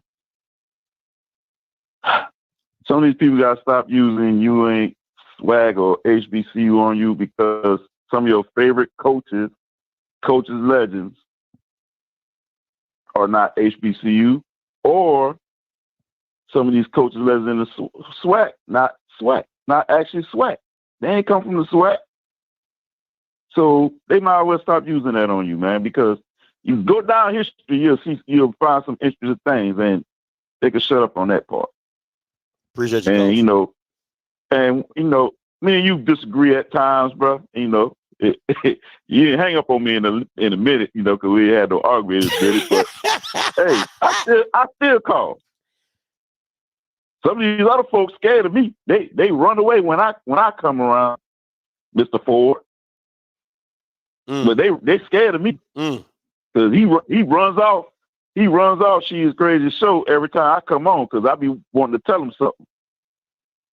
He runs off that he ain't like the way I talked to him last time. But hey, you the real one though, bro. That's all I want to say. Hey, no, I appreciate that, Coach Green. Real talk. JB and then Rocky, because Rocky be talking. And Scotty, I'll say this. Hold on, JB. Go ahead. The thing about it is not knocking any of the platforms and it's not knocking anybody. It's just saying, hey, what's wrong with the respect, right? I come on here. I do everything I can to promote. Whether you like the antics or not, I still promote. Once again, don't get caught up in the delivery. Check the action, right? And the simple fact to say that you're not media, and I guess I'm guilty by association now. Oh, he fooled with Scotty, right? He on the show with Scotty. Well, who the hell else I'm supposed to sit around and wait on to get opportunities to do something to showcase a talent to? I'm supposed to just sit back and wait on somebody to call and say, hey, Pierre. No, I'm a go-getter, just like you are. And if I see somebody who has that mindset, and I told you from day one, when I saw this, I said, bruh, it's been a long time coming. I've been waiting to see somebody with this mindset, right? Because I was getting pushed back. I had been trying to do stuff over the years and but the concept that you came, I had never thought about this concept. My concept was just simply creating production to show games, right? I first started with HBCU Digest. Shout out to my man, Jared Carter. Jared Carter gave me my first opportunity to even get in the HBCU space, period. And I didn't know what the hell. I started as a sports writer for Jared Carter and HBCU Digest. I told him, man, I don't even know how to write nothing. He said, man, just write something and let's look at it. My first article I wrote about Southern and Jackson State. It was Jackson's first time coming to Baton Rouge in years, right? Because they had been playing the game up in Jackson, Mississippi. I think it was 3 years in a row. He gave me the opportunity, right? He opened the door. He wasn't a gatekeeper. He was like, man, you got something. Whether people like it or not, put it to paper. I grew from writing because what I ended up realizing, we was growing into a space of digital media, Scotty. People wasn't reading like that no more, right? HBCU Digest was pretty much articles of reading about what was going on. And what I realized is there's a digital media space because I'm watching the SEC network take it. Yeah, flip it. I'm watching it. So then I get with people and say, man, I ain't go to school for none of this. I'm a political science major. Then I see it and say, man, digital media, Twitter jumping, Instagram, Vine, all of these things with short videos. People want to see it more. I can tell you how great a Southern Jackson game is and a Bayou Classic is in writing, but it ain't nothing like seeing it. So I got with people that I knew who was in that area to train me. I put in the work. Countless times I'm in clubs learning how to work a camera. I don't know nothing about cameras, but I had to be somewhere to work. I'm in clubs working camera. I'm shooting funerals and weddings because I'm having to learn how to have an eye for this stuff, right? Yeah. I'm having to get in front of a camera and never had no training before, but I had to teach myself. All this is self-taught or somebody taking the time that saw me and was like, bro, you working with something. And I saw the space, and that's what gravitated me to digital media, realizing we live in a world where people not reading. They don't want to sit down and read this long sheet of paper no more, read this article. How many people still get newspaper delivered to their front porch? You're not. Nobody's probably your grandma or somebody still getting that newspaper thrown to the front porch. But the days of a paper boy, that ain't a job no more. You're not getting paid to go be a paper boy no more. But it was the idea of how I saw the influence of digital media. So I was drawn towards the production, painting the picture and giving it to you to show what the crowds, the band, why is the attendance the way that it is? Yeah. Why do people love HBCUs so much? And then when I saw you come onto the space and then you created it in this environment, I felt like you brought the barbershop to me. I felt like you brought the conversation to where I don't have to watch it after the fact and then leave a comment behind it. I can do it in real time and talk. That for me was inspiring enough. And that's when I hit you. I said, bro, I like this. Everything about this is finally coming to somebody else in the space understands where we need to go with this. And that's why I want to join with you. Now, if somebody gonna say, well, he guilty by association, well, to hell with it, because I don't see what we doing wrong. Mm-hmm. Like I said, once again, you have to have some form of antics in order to get people's attention. If you're just gonna sit on here and do it, hey, everybody, go make sure you go watch the SWAC championship game. Hey, the commissioner says the grass is green and the sky is blue. Obviously, it ain't working. It ain't building a backing. It ain't getting and following. Sometimes you got to create antics. Once again, when you look on social media, what gets the most views? Probably the dumb shit. The dumb stuff. Right? The kid that's sitting there getting the scholarship to 12, 13 different schools, $1 million of scholarship out. Look past that. But the kid that's in the cafeteria fighting, hey man, did y'all see that kid fighting in the cafeteria? We ain't on here fighting them. We black males, and guess what, dude? It's a lot of shit out there we could be doing that the world got against us. Yeah. I tell people all the time, and the fact that we got to work 100 times harder, the fact that the talents that we have, if we was white, do you know what we would be? For what I do at Southern and the hardships and the continued push that I do at Southern, if I was white and at LSU, do you know what I would be? Rolling in the dough. Rolling in the dough. Rolling in the dough. Right. So the fact that we're not on here degrading women, we're not on here talking bad, we're questioning, but we're not on here degrading our people. We're uplifting it, and we're questioning it to have the hard conversations. Whether you like the way the delivery is to the conversation, regardless of the fact, the action is we're having a conversation. People stop getting caught in the delivery and then getting your panties in the wad and taking it personal. Ain't nothing about this personal. Do you personally have an issue with the commissioner and anybody in the SWAC? Oh, no. Right. This is business. I personally have an issue with them Jackson State fans, though. I cannot stand them Bama's, bro. I cannot stand them Bama's. I'm sorry. Go ahead. But it's simply, this is entertainment, man. And if you're going to get in your feelings about this, man, there's a lot of more things that you could be in your feelings about when you're listening to the rap music that you're clapping and shaking to, that degrading our people and talking bad about our people, right? Facts. Let me get to these calls. JB coming to you, then Rocky coming to you. Hello, gentlemen. How y'all doing this morning? What's up, JB? That's cool. I almost lost my train of thought. All right. So here's my comments about this. Actually, reading a little bit about what you had put online earlier.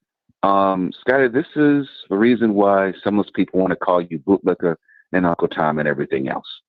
You have to remember something. You are dealing with an association, conference, group of individuals who are not used to being questioned.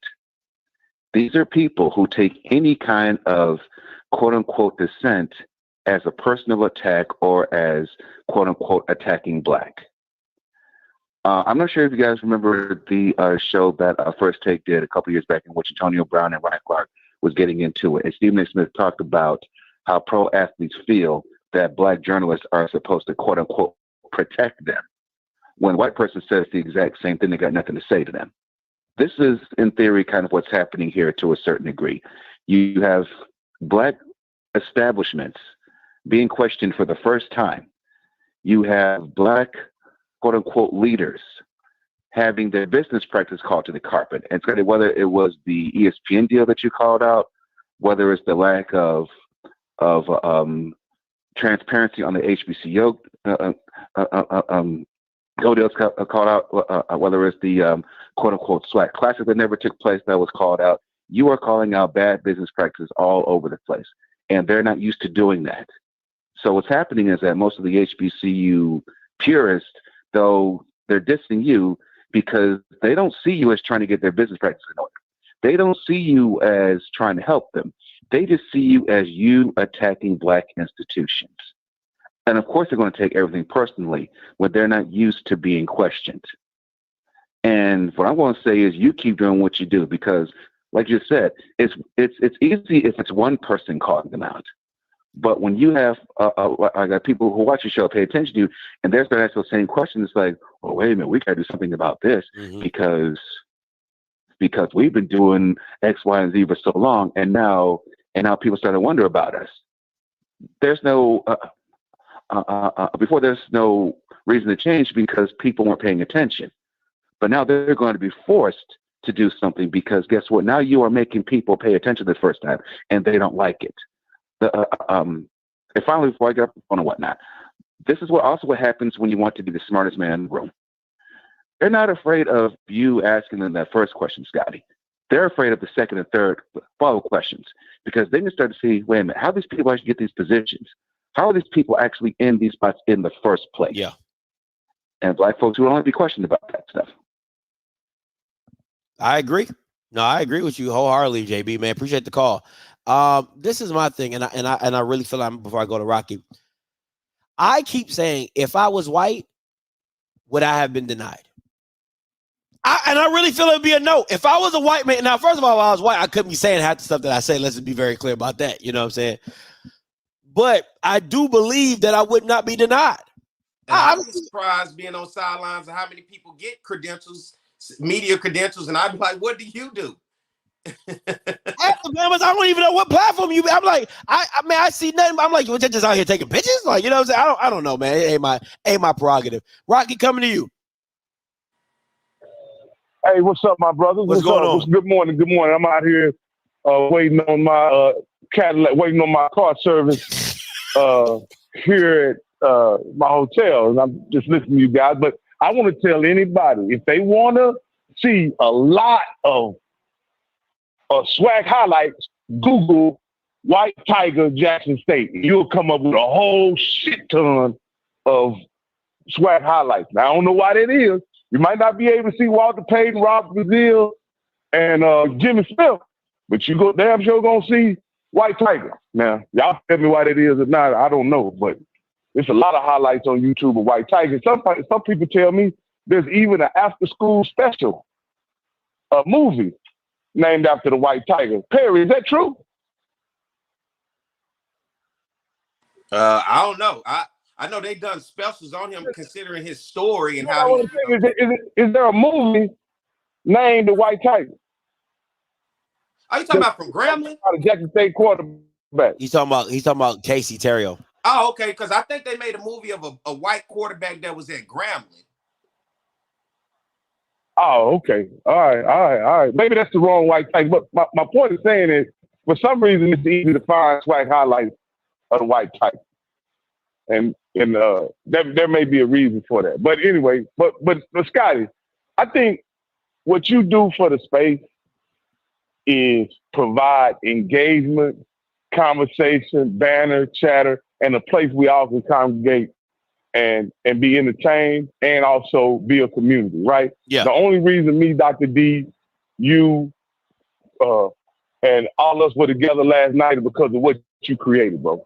That's why we were all together last night, you know, and they all are dope people and all super cool. The fact of the matter, this is what I do know, and people don't know this. Scotty only tells probably about 60 to 70% of what he really knows. Because there's a whole 30% where he gets the information and he got it, and he protecting the people who told him. Because he knows a lot, and he don't give it up. And the reason why I know is because I've told him some things, and other people have told me they told him some things that would really put leadership, media folks in a really bad light. But he don't say nothing. He just let it ride.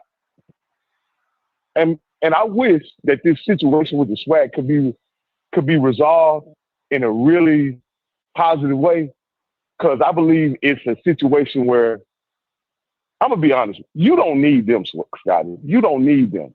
But looking at their media, looking at what they produce, they need you, at least as a consultant or somebody to help them build a platform or personality. Like, they need your help, man, because they need a serious digital engagement some kind of way with the people who promote the swag. It seems like they don't even want any feedback of any sort. They want to be, or they don't do, in my opinion, has the swag ever done a good job of promoting the schools, the games, the product? You know, have they ever done a good job? I say no, right? Because for me, it's like, one, you don't know where to go to get it. Do you go to the SWAC website? That shit's ass, right? It's so convoluted, right? And then you don't know where to go for their YouTube channel because that's ass.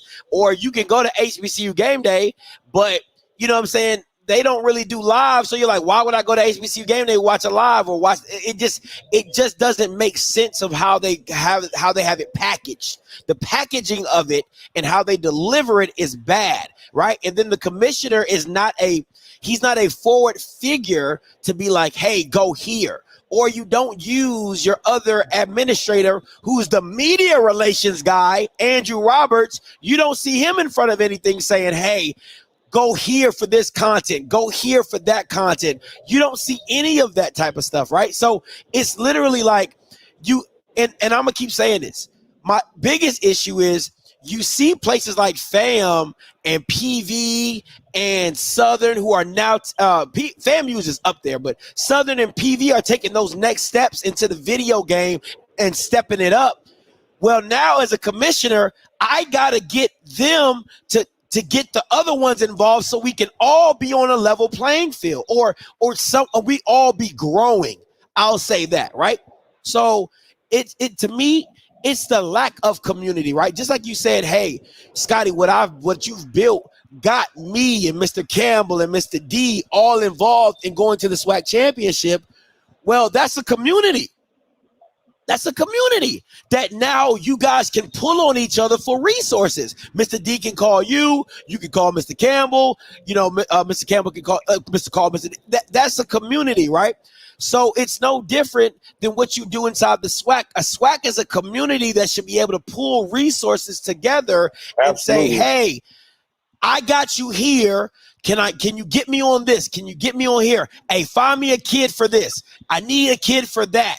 Right? Because you could virtually do a SWAC show where you have a moderator and 4 kids in, like, okay, God got me really thinking, right? When the battle for the Wild Wild West happened, you could have had a kid from each institution, a moderator you could have a kid from Alcorn, a kid from Southern, and a kid from PV to talk about the Wild Wild West. And who they thought was going to come out of it and why and all that. That's how you keep Bama's engaged with your stuff. But, you know. And think about this, Scotty. Every coach in this conference pretty much, I assume, has a coaches show, right? Outside of the coaches call, right? On Mondays. Yeah. But coaches have coaches shows in which they sit down. That should all be funneled through them. If you want to know anything about a coach, you should be able to go directly to these shows that's already being produced. I do one right here in Baton Rouge, was with Dooley, but whoever's next, you know, at the fact that should be channeled and funneled. A&M with that pregame show, that should be funneled because you got to promote this. How else do you promote it instead? You got to put it at the top and say, look what we're doing all the way down.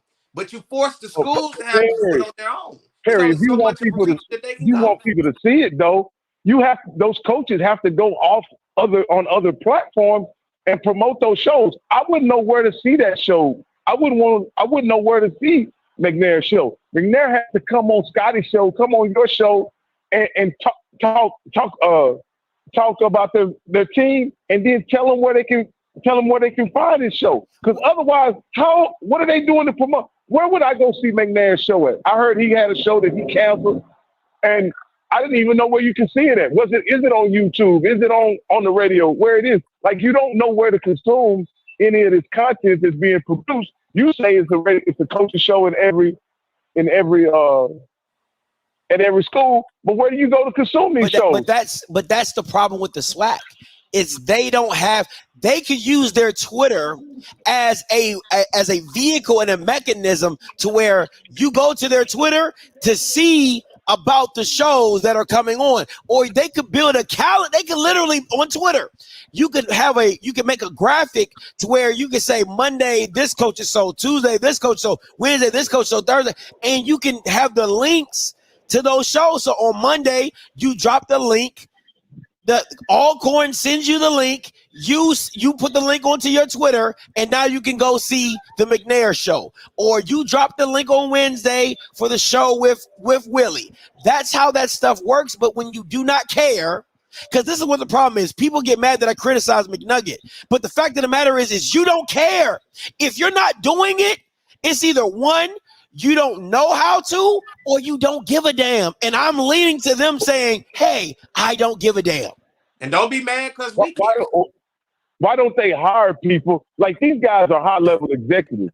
I don't expect them to get their hands dirty and be out here tweeting and all this kind of stuff. But I do expect them to hire people who know how to engage in social media.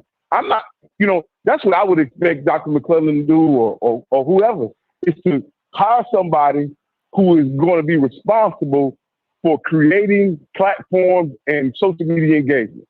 Like, why can't they hire? They probably have somebody they're paying to do something. You know what I mean? Yeah. But it's just not being done. And they're not holding that person accountable. Like, to me, the SWAC is missing the opportunity by not having a digital space where all of the media content can be consumed, man. But like I say, I just don't. They need to quit hating on you, Scotty, and get their weight up, bro. Like that's really what they should do. Rather than hate on what you do or try to stop or block you, they should try to expand and create their own platform, and that would make them a more reputable space in digital media. Because right now, your voice is much larger than theirs, and so they can't come up with a nickname for you because no one would ever hear it. You know what I mean?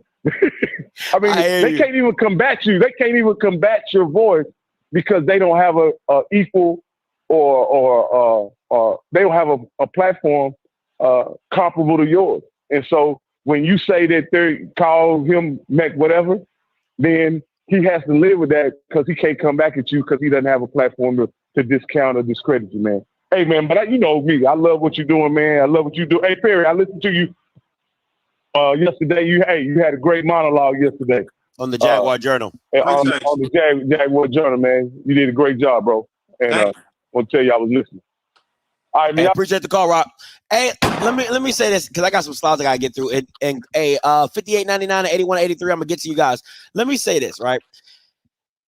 Yard Talk makes it. I mean, Yard Talk literally is making it so simple. They don't even stream their own coaches conference. I think they do it now, but for the last 2 years, you had to get it from HBCU Sports. And if I'm being honest, it was genius by HBCU Sports because nobody was watching their YouTube channel, right? So you stream it. Now you know where to find them. So now they get some views on their live stream shows. That's just genius how they did it. So, but the SWAC office not promoting their own stuff, I'm telling you, it's just pure laziness. You have a guy who is a media relations by title, and he don't do anything. But and people mad at you because you say something, so you're not media now. That's what I'm saying. I'm telling you to do your job. Your job is associate commissioner / media relations. You don't do shit in media. So how am I the problem? Because you're getting paid to do a job that all you literally do is set up coaches calls. That's what they paying you for? Media relations sounds like what it says in the title. Media and relating to people. So what are you doing that's so bad that's obviously creating somebody to be personal about this where you're not media, obviously, and you get denied? What are you doing so bad that's in this whole conversation? Is it the delivery and they missing the action? It's I think it's both, right? Because I come so hard. No, whoa, yeah, that was not it. Yeah. I had it in my head and I was like, maybe it would sound, but God, that was just bad. That was absolutely horrible. That was no saving that one. Oh my God. That's why they don't like you. Hear how that's the delivery. You gonna get on them folks' TV, on them folks' internet and talking about I come so hard? Yeah, that was a bad one. God, that was so bad. Oh man.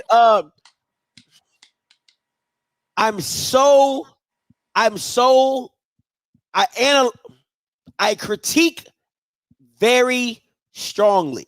You're passionate. I'm passionate. Thank you. I'm passionate. Somebody said, "Hey, yo." Somebody said, "Hey, yo." I come so hard. Okay. Pause. I got the like I'm like for real. Like, let's keep it a buck. Like, the Swag Digital Network is ass. There's no sugarcoating that. It sucks. And the thing about it is, if everybody was blowing up on the Dion situation, if you had half a brain, you would have done the same thing and say, you know what? We're going to make a Dion's coaches call on the Swag Digital Network. Ding, ding, ding, ding, ding.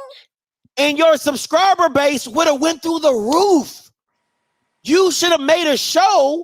The Swag Digital Network should have made a show that had Dion come on the platform or Hugh Jackson come on the platform or Willie Simmons come on the platform and do a coach's show with boring Tolly Carr, because that's who you're going to get. You're going to get boring Tolly Carr, and you go, "Oh, Coach, great to have you on here on Swag Digital Network." Just want to ask you a couple questions, Coach.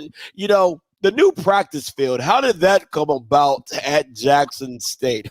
Okay, since this entertainment, can you do everybody? Can you mimic everybody on there?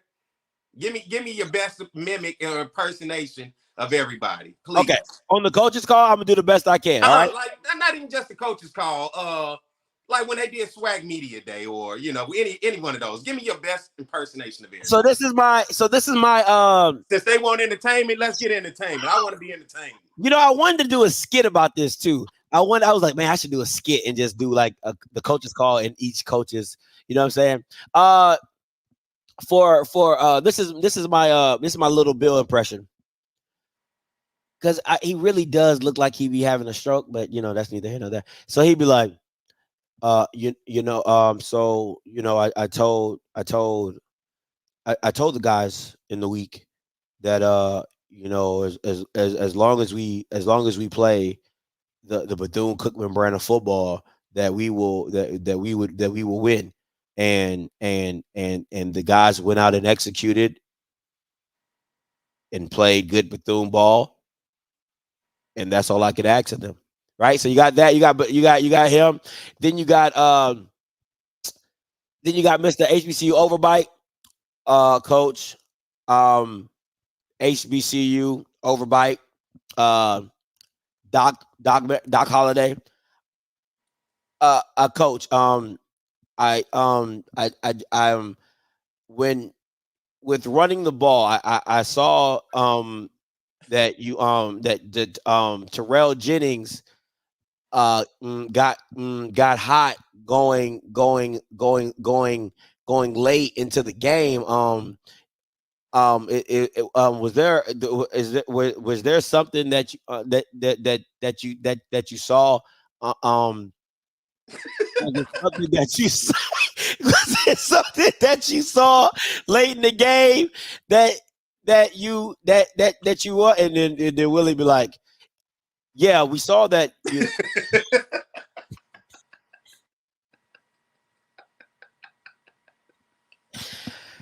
All right, and then this is like She Loves Crazy. Hi, coach. She Loves Crazy. Timona. I'm looking at the stats of the game. You ran the ball with Terrell Jennings 15 times for an average of 5.6 yards a carry. He had 113 yards and 2 touchdowns. I just want to know, with his average, did you think that he would average 5.6 yards a carry? Did you think that? Okay, and second follow-up question, Coach. I'm looking at Musa's stats here. He was 18 of 24 with 223 and a touchdown. Were you expecting the 224 of yards that Musa threw, or are you trying to be more balanced? Because I'm seeing the 113 from Terrell and I'm seeing the 224 from Musa. So how would you rate his game? Do you think he had a great game? That's a good question. Yeah, that's what she does. It's all stat, like it's all stat based, right? That's a good question because I love stats. That got me right there. I love stats. That's a good question. Then you got Mr. Hill. Hi, Coach. James Hill here, WBS Channel 5 News. Hope everybody's well with you and the Rattler Nation in Tallahassee. Quick question, Coach. Bethune-Cookman coming up this week. Are you going to eat any fish down in the Florida Classic? I know it's pretty prominent down there. Just wanted to know, are you going to have any fish plate while you're at the Florida Classic, Coach? And then Willie be like, I kind of plan on eating a couple fish plates. I am from Quincy, Florida, so I'm used to the Florida Classic. My family, four generation Rattlers. So I'll see if we can, have a couple fish plates and anything like anything else. Follow-up question, Coach. If you'll bear with me. Big game with Bethune-Cookman. You've won the last two. Anything different you think you're going to do this week, Coach, for the Bethune game? And then Willie's like, I've said week in and week out that, I feel like we as FAMU, we're just playing ourselves at this point. We just want to make sure that, it's the best FAMU team that we have on the field. And, as long as we're playing FAMU football, I don't think there's anything that we need to worry about. Thank you, Coach, for that. Hope you have a great week and see you next week here on the Coach's Call, Coach. Coach Willie Simmons, Dr. Cavill, Eastside the Sports Lab. Coach, I see here that your offense is ranked 3rd in the SWAC. Any reason why it's ranked 3rd in the SWAC? Do you think it's your play calling? Do you think it's the quarterback play? I've seen a lot of balance in your offensive attack. Can you speak and specify on the parameters of why you're in the SWAC offense?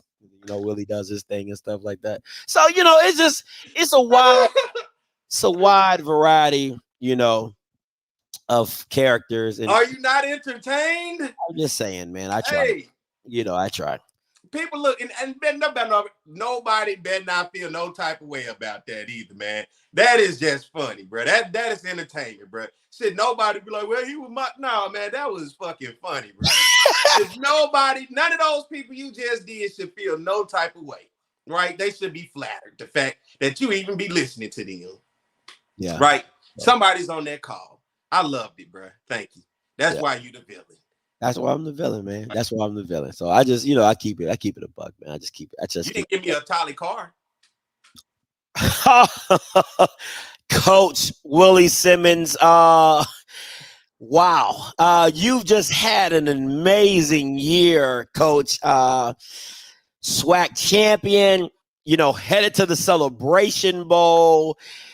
Anything that you thought this year, is this everything that you thought this year would be for you and the FAMU Rattlers down in Tallahassee? Willie answers. Wow. Also, Coach, just want to know, Celebration Bowl, Atlanta. Do you think that the bands, the Marching 100, Howard, their band, how do you think that's all going to transpire down in the Atlanta Celebration Bowl? And also Coach, the battle of the bands as well with Jackson and NCAT. You think there's going to be and Willie answers that one. God. Oh, that's a good one, Coach.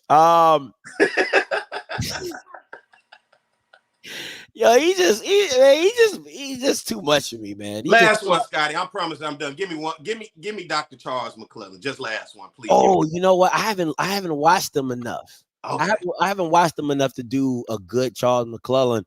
I'm gonna have to watch him some more. You know, I can kind of give you his answers, but I can't give you his mannerisms, right? He'll be like, so ask me a question about the SWAC. Hey, Doc, Dr. Cavill from HBC, inside the HBCU lab. You know, when I look at the overall idea of HBCU football, where are we right now, current state? Oh, I mean, we're in a great state, Doc. We're in a great state. We're the perennial power brand of HBCU football. I mean, the SWAC is 12 teams strong. And I mean, we have this championship game. We have the media deal that nobody knows about. I mean, the branding is strong here in the SWAC, and we're expecting great things from SWAC champion. And now heading into the Celebration Bowl, you know, I know we haven't won the last few, but I mean, when you're playing a SWAC championship like we are here in the SWAC, I mean, the numbers speak for themselves, Doc. And Doc, last question. What about the deal in Birmingham? You know, they said they want to give the stadium a classic to be played there. What about that deal? You know, I still feel the SWAC Classic was a great idea. I don't see anything that really transpired that was wrong. Some details had fallen through and some things didn't get signed and some T's didn't get crossed and dotted. But overall, you know, the SWAC is still in a great situation. I mean, we're still the super conference that we are. We still understand what the brand of the SWAC means in sports entertainment today. And we're just excited here at the SWAC to keep continuing to do great things and keep pushing the envelope as the SWAC does. But I keep saying it, I'm gonna say it again. The SWAC is a perennial all-star brand.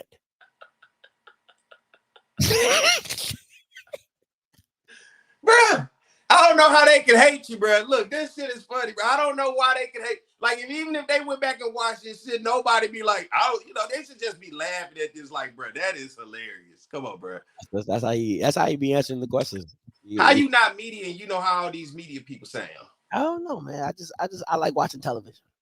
I like watching television. Let me get to this caller. 8183 coming to you.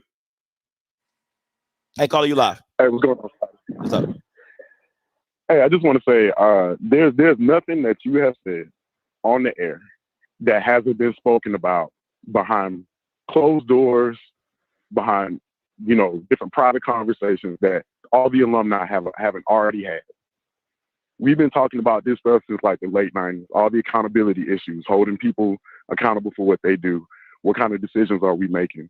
The stuff that you're saying now publicly, it's been happening behind closed doors. And I just want to say it takes an outsider, which I don't really consider you an outsider, but sometimes it takes somebody with fresh eyes, somebody who does not have the same experience, to come in and actually start pointing out things that actually, you know, make a lot of sense. And a lot of times, like when you look at stuff, I did some research. I go back. Have you ever looked at Greg Sankey's background from the SEC, the commissioner? No, but I bet Perry has. Yep. He came from right here in Louisiana. Greg Sankey, you'll see he's not an SEC guy. No, he's not. Came from the Southland He was Conference. born in Auburn, but he was born in Auburn, New York. He's done most of his career has been spent at other schools. I think he had a stint at the Southland Conference before he took over at the SEC. He's not an SEC guy. If you look at Dr. McClellan, I mean, and I'm not trying to knock the guy for any of his accomplishments, but he's been a part of the SWAC for the better part of 20 years. And I think just sometimes, like, you have to be able to say, it's almost like, you ever been in art class and the teacher come in and she got all these boxes of crayons and all these paints and all these colors, and you start getting excited, like, ooh, I'm going to make this, I'm going to make that. It feels like we are coloring with like 3 crayons. We got a brown, we got a pink, and we got some kind of off gray. And it's like, how good is that picture going to look if you only got 3 colors? And I do feel like a lot of the times we shortchange ourselves because the way Black people have had to do business for the better part of 50 years, we just don't trust each other. trying to do business as a black organization, black company, and you probably have encountered this, you know, on your own journey. Like, it is difficult. It's hard. It's hard to be able to generate trust. It's hard to be able to hold other people accountable. And I think that what you're seeing is an echo of what happens in the black community here on our college campuses and now here in the SWAC. And I don't think that there's anybody who's not capable. It's just for lack of knowledge, my people perish. You simply have people in positions that simply don't know because they haven't been trained, because they haven't been exposed. And I do think if we want to see the SWAC go to the next level, or if we want to see this mythical HBCU super conference that we keep talking about, or, you know, maybe our own playoff system, it will take somebody with outside knowledge to come in and actually be able to kind of champion some of those things. Because it's not that we're not capable, it's just that we haven't been exposed. If you're going to another country, you want to be able to be led around by somebody who's actually been there before. Thank you. Can speak at least some of the language and actually, you know, take you where you need to be, keep you out of trouble. If you just say, oh, well, we've read our books and we know where we need to go and where we need to be, it's like you kind of taking a chance. Yeah. And you know, for the most part, there are amazing people at all of our institutions. But until we start allowing those individuals to get training, to go actually be exposed, you know, I work with a lot of young people a lot, and I tell them, like, hey, look, whatever opportunities come your way, take it, because it'll work towards your advantage. You can always come back. You can always come back home and help out. But go and get what you need to get so you can do what you need to do. And I think that's just the one that and a whole lot of accountability issues are the things that are missing. Hey man, that's a damn good soliloquy, bro. I love the crayon analogy. I'm an HBCU alum. I've worked at multiple HBCUs. I've worked in a couple of athletic departments. I've seen my fair share of things. So I could probably write a book, but it really comes down to just, there's a lot of hubris there that just don't need to be there. And I get it. If you work hard, you know, and you've kind of bided your time and you finally get in that position of power, it can be kind of addictive, because you see I've seen a lot of good people ascend to the heights of finally being, you know, on top of their game or whatever, or getting that title that they worked hard for the past 10, 15 years. Mm-hmm. But what good is it if you're not taking care of the people that you serve? And I think that's missing. It's like we're kind of in a unique position because we're not the SEC. We're not like any of these other conferences. We serve a totally different audience that has different needs. So it's like we can't mimic them. We cannot copy them in the same in the same vein. I think media-wise, there are things that you can pull from the major conferences. Absolutely. But you just have to put yours. You just have to put your spin on it, because, like you said, your audience is different. Our demographic is different, right? So, like, if I'm doing a SEC game day show or whatever, I can't have the food looking like it looks on the SEC network, because we don't eat that crap. You know what I'm saying? Exactly. I'm gonna need some ribs. I'm gonna need some chicken. I'm gonna need some mac and cheese. I'm gonna need some dirty rice. I'm gonna need some red beans. I'm gonna need some gumbo. I'm gonna need some.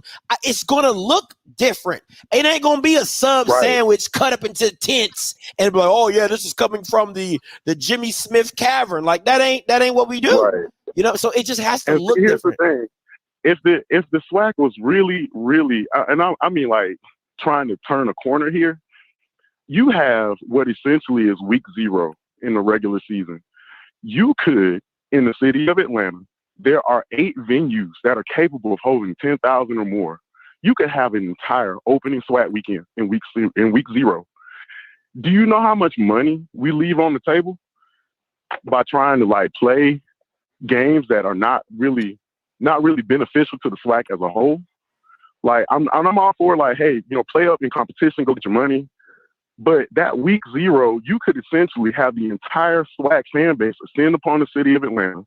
You could host on Thursday 1 game, on Friday another game, Saturday is the SWAC MEAC Challenge, and then you could also extend that into Sunday. That's 4 games and 8 teams. I think that's a little extra, but what I would do is I would incorporate the high schools, right? I would incorporate maybe having a major high school, like highlighting a major high school game in Atlanta that people could attend, or that could be a part of the brand of the SWAC and MEAC, so you can be with more of the locals and get some high level recruits that see that game. Or maybe you take that high school game and you give them tickets to the SWAC and MEAC challenge, and they're able to come to the game and watch, because some of them might not go. Right, some of them might not experience that HBCU culture, so do that. But to put 8 games in week 0, I don't think college football is going to let you do that. But I do think if you're involved the locals more, you can build the SWAC brand up. But man, I appreciate the call though. Let me go ahead. Oh yeah, shout out to Mr. Bugs as always. I want to get to this slide real quick before me and Barry continue on, because I want to do this before NFL Sunday, because that's why I did it early, to make sure we got our points across. But so I saw this tweet, right? I saw this tweet. And if you know Twitter, you know this woman. She's annoying. She is what she is. But I saw this picture at the bottom. Let me blow it up, right? Because I was like, I've seen a lot of this stuff, but I was like, this don't look right. So I then, I blew it up, and let me see if I got it on here. Yeah, I did. Okay, I blew it up. And I looked closer, and my first joke was going to be, this kind of reminds me of the Lion King, and be like, Simba, whatever the light touches is yours, and then everything in the dark, that ain't the area you're supposed to go. But I was like, but God had touched my spirit, and God told me to look it up. Right now, if you know how Google works now, is you can put an image in Google, and it will tell you where this image comes from. Now, to my surprise, I'm just going to show y'all what came up. Now, I looked at this, and now I don't know if you guys, can you see this? Now, if you look real close at the bottom, it says Science and Engineering Complex at Harvard University in Austin, Massachusetts. You cannot trust these Bamas.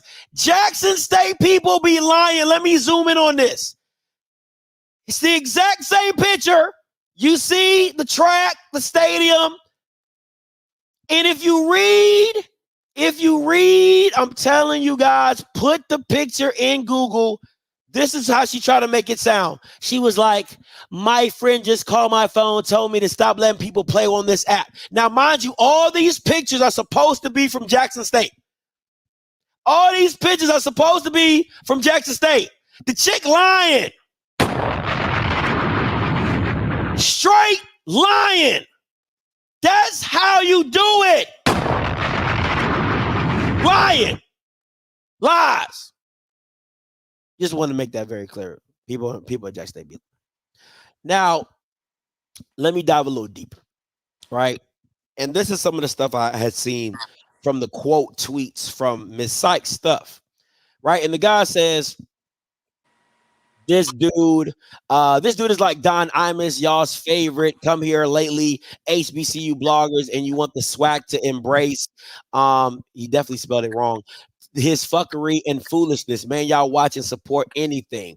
Leave this show where it is, outside the club hating. And then listen, man, I'm gonna keep saying it. If you're a grown ass man calling yourself fun size, I just can't respect that in its own. But he says he has no history with the HBCU football until Dion joined the SWAC. So I don't know why y'all fighting. And then the last point from Gold Dust, the infamous Gold Dust. She says, fam, you people are literally the stupidest in the SWAC. This man didn't start following HBCUs until Dion was announced. He doesn't support he doesn't support uplift. Maybe she meant or. He doesn't support or uplift HBCUs. Clearly, she didn't graduate from Jackson State. He bashes them and won't. And what platform does he have to give a spotlight? Weirdos both. So these are just some of the stuff. And listen, I dare you all to go back and look at it. It's actually pretty fun. Listen, this was the original. She says, at the SWAC, do better. It is at the forefront of Offscript, at the forefront of keeping the spotlight in HBCU sports, namely the SWAC.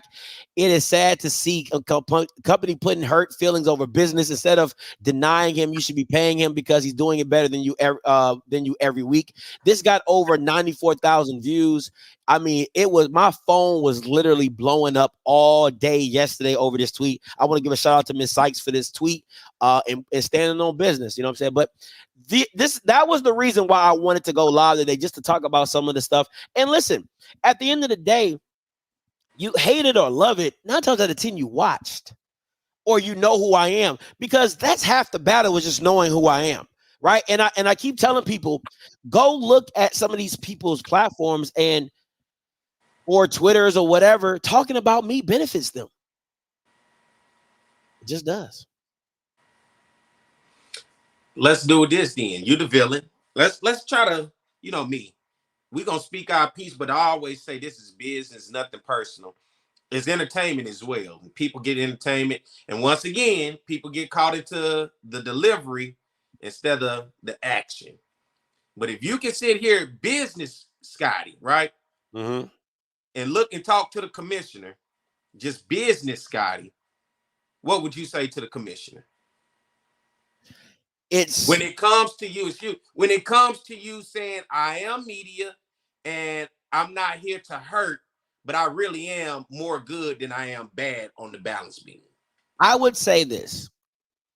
If it all depends on what it all depends on, at the end of the day, I cannot tell him his goals for the SWAC as the commissioner. What I can say is, I would say business wise, partnering with HBCU Game Day and not partnering with multiple platforms outside of them is doing your business a disservice. Because if you look at the subscribers of HBCU Game Day, you would say, okay, they're a brand that we should be partnered with.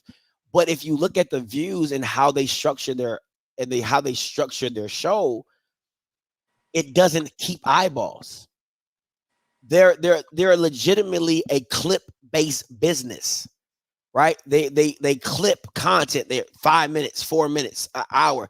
You can't sell advertisers on, hey, I have a show that does a 5-minute skit. I have a show that shows 8-minute highlights. What you need to do is partner with it. Like I said, the thing for me, it doesn't even have to be me.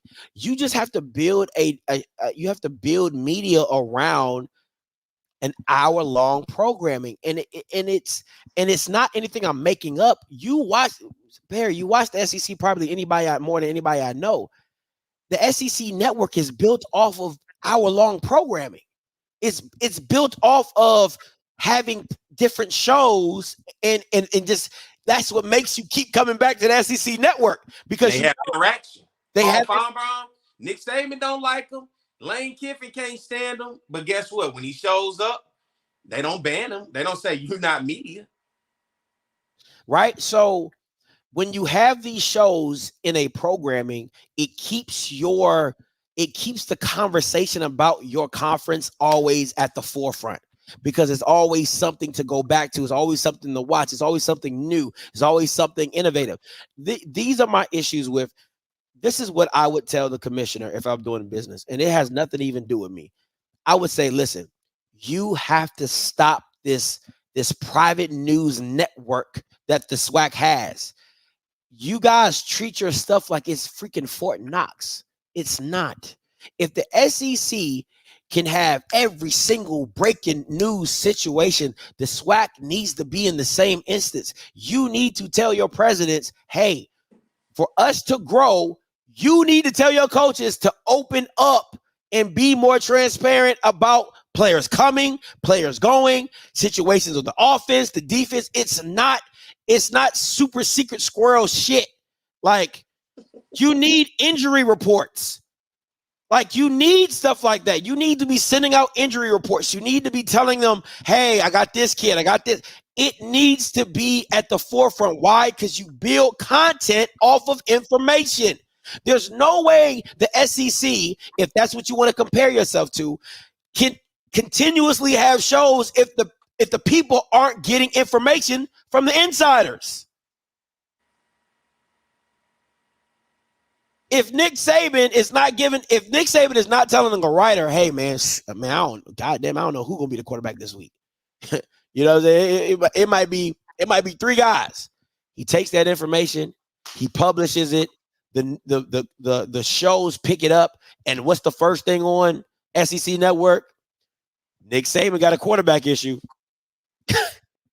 That's how headlines work. That's how this game is played. So somebody came up to me yesterday and said, Scotty, the crazy thing about what you do, I don't know how you keep finding stuff to talk about. That's what they tell me. I don't know how you keep coming up with stuff to talk about. And I tell them the reason is because I got a text number so people can directly hit me up. I'm very accessible. And just like Smash said, anything somebody doesn't want to talk about, they slide it to me. Hey, Scotty, can you talk about this for me? Hey, Scotty, this is a thing. This is a problem. Can you, Scotty, the school is doing this. Oh, Scotty, my son's going through this. And I'm the mouthpiece for that institution. I mean, for that person, that player, or whatever. So it is what it is, but you got to make this stuff accessible. You got to make it more accessible. Go ahead, Pierre. I hope I answered your question. Yeah, well, I was asking for your case of being media, because I think it's starting to be disrespectful, because I understand it ain't business no more, because if it is business, and you know me, I'm always trying to bridge the gap.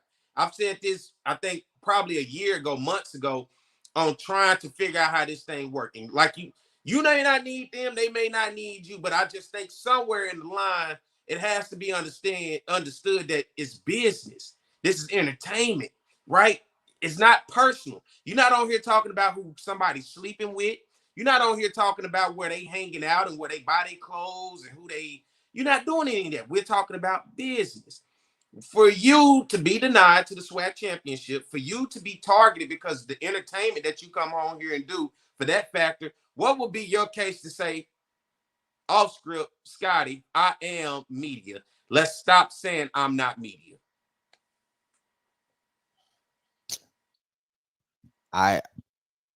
This is going to sound bad. I feel like I'm being Dr. McNuggets right now, but it's like, I can't change your opinion if that's how you feel. If you feel that what I do is not a media-based service, all I can do is keep pushing the envelope and keep doing something that nobody's done before, right? Getting Hugh Jackson on the exclusive interview and getting it quoted by Fox News, HBCU Sports. That's not media, I guess. That ain't news. You know what I'm saying? Having Willie Simmons come on here, having players come on here, Damon Stewart, other coaches, Dawson Odoms, having these players come on and have these. Okay, you don't want to call me a media? Call me a network. I'll take a network.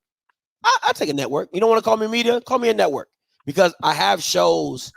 I have programming. I have shows like Rocky. I have shows like Bridges Show on Fridays. I have Rocky Show Tuesday with Coach T.C. Cole, who had Mickey Joseph on last week, and then had the first interview with Eric Dooley the week before that. They had Trey Oliver. And Trey Oliver. You know what I'm saying? So just call me a network. If you don't want to call me media, I'll take the network. I mean, I'm cool with that. You know what I'm saying? So to me, what you call me is not what it is what I answer to. It's not what you call me, is what I answer to. So call me a network. You know what I'm saying? Because I'll tell you this. I promise you this. Next year, I would tell you this. If you're in this HBCU space, HBCU Game Day, Dr. Cavill, HBCU Sports, all the podcasters, I feel like Dion, you better get me now. You better get me now, because I'm telling you, next year I'm not playing. And the stuff that God has set up and lined up for me for next year is going to be a problem. So how bad you think it's not now, you know what I'm saying? How bad you might think it is now, oh, Scotty this, it's going to be 10 times worse. And if you don't believe me, trust me when I tell you, it's going to change the landscape of HBCU entertainment, which I've done many of times, but I'm gonna do it again.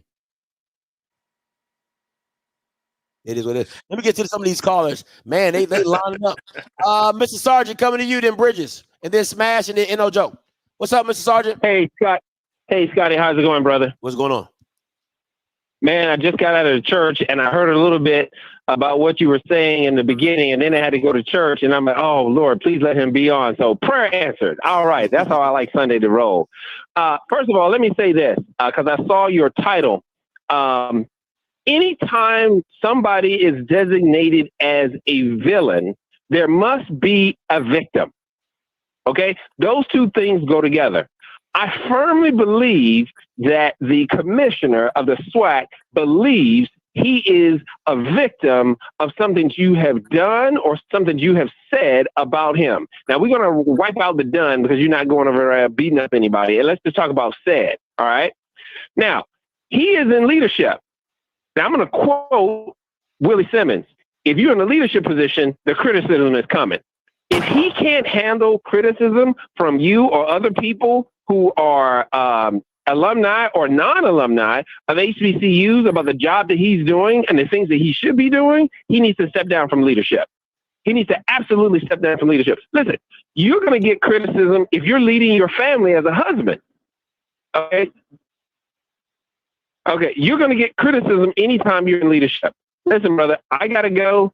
Don't let those people who are criticizing you for whatever reason get on your nerves. That's part of the price of being great, part of the price of being famous. Listen, people still criticize Muhammad Ali. Not only was he the greatest, but he's gone. All right, sir. I'll talk to you later. Appreciate it, Mr. Sergeant. And let me say this: it doesn't get underneath my skin. It really doesn't. And I want to be very clear when I say that. Like, I don't have an issue with the criticism. I love it, right? Because you know my motto: all publicity is good publicity. So I'll take it. My thing is, I like Bama at number 4 is absolutely disgraceful. My thing, they should have left the SEC team off. My thing is this: is when I attack the narrative, what's the point? Like when I attack your narrative, what's the situation then? I don't care about the criticism. You call me whatever you want. I don't give two shits. But it's when I come at you fact-based with the narrative of Deion made you, you're riding Deion's coattails, and then I give you all the people that have came in the same coattails. I'm like, do you keep the same energy with all of them? That's my point with it. But Bridget's coming to you. Yo, what's up with you, man? What's up, man? Talk to me. Man, all villains are superheroes and somebody's are. Man. All villains are superheroes because you never know what little kid is watching you. You know, you got a family, you got a son, you got a daughter. They look up to you, man. So I wouldn't even say you're a villain. You more like a vigilante, man. You out here doing your thing, man. You know, you may not be seen as, oh, he's saving the world, but hey, he's doing something to better help the community. So I can say you're a vigilante. I like that. I like that vigilante. Yeah. I think that's nice. I like that, man. Appreciate the call, B. All right, peace. Vigilante. I like that. I'm gonna take these last 2 callers, and then Perry, you can have your soliloquy if you have any more questions, and then we're gonna get up out of here. Smash, coming to you to NO Joe. What's up, Smash? It's Scott, as you sit down and talk about like the SWAC network and like the YouTube channel and stuff like that, you know what? I always say to myself, I'm looking at the website right now as well, or the YouTube as well. Like all these sponsors and stuff, and you know, me and you've been, you know, we've been getting a lot of information. We've been students of the game this last year. For every time you find out something, you know, we share information. Facts. Like, do you think a lot of these sponsors like Pepsi, because I see Pepsi big as hell on all this stuff, do you think that they're with the SWAC just because to say, oh, we with the something that's black, or like do they really benefit from it? And I'm asking that question because, you know, talking to the people that we talk to, you know what I'm saying, learning how sponsorship work and like marketing and things of that nature. Like, and I just feel like everything that they post on the SWAC stuff, especially the YouTube channel, is all recycled from HBCU gambling. You know what I'm saying? Like, Charlie Carr is everywhere on there. So, like, and I'm pretty sure he posts some of it on his channel or got some type of partnership. So, do you think the sponsors that the SWAC have are, like, with them just because, or they actually benefited from it in some kind of way?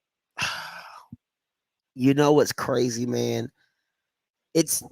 I can't give you a direct answer because there's no transparency. Right? There's no transparency of what those partnerships really and truly look like, right? It's a lot of activation, but does it come with money, right? Does it come with, how much money does it come with? I saw it. They had a commercial on the Jumbotron at FAMU talking about the HBCU sweeps for $5,000 and 2 tickets to the Celebration Bowl. I'm like, what type of giveaway is that? That's ass. Like, it should at least be like $20,000, $25,000, $5,000. Like, we're talking about a major event, and you giving away $5,000. Like, it should be 50. It at least should be double digits, at least. You know what I'm saying? It's just stuff like that, man. So it just makes you sit back and look, and you're just like, what are we doing? Like, who is going to go out and sign up for that for $5,000? Like, somebody will. I'm not saying it ain't money. It is money.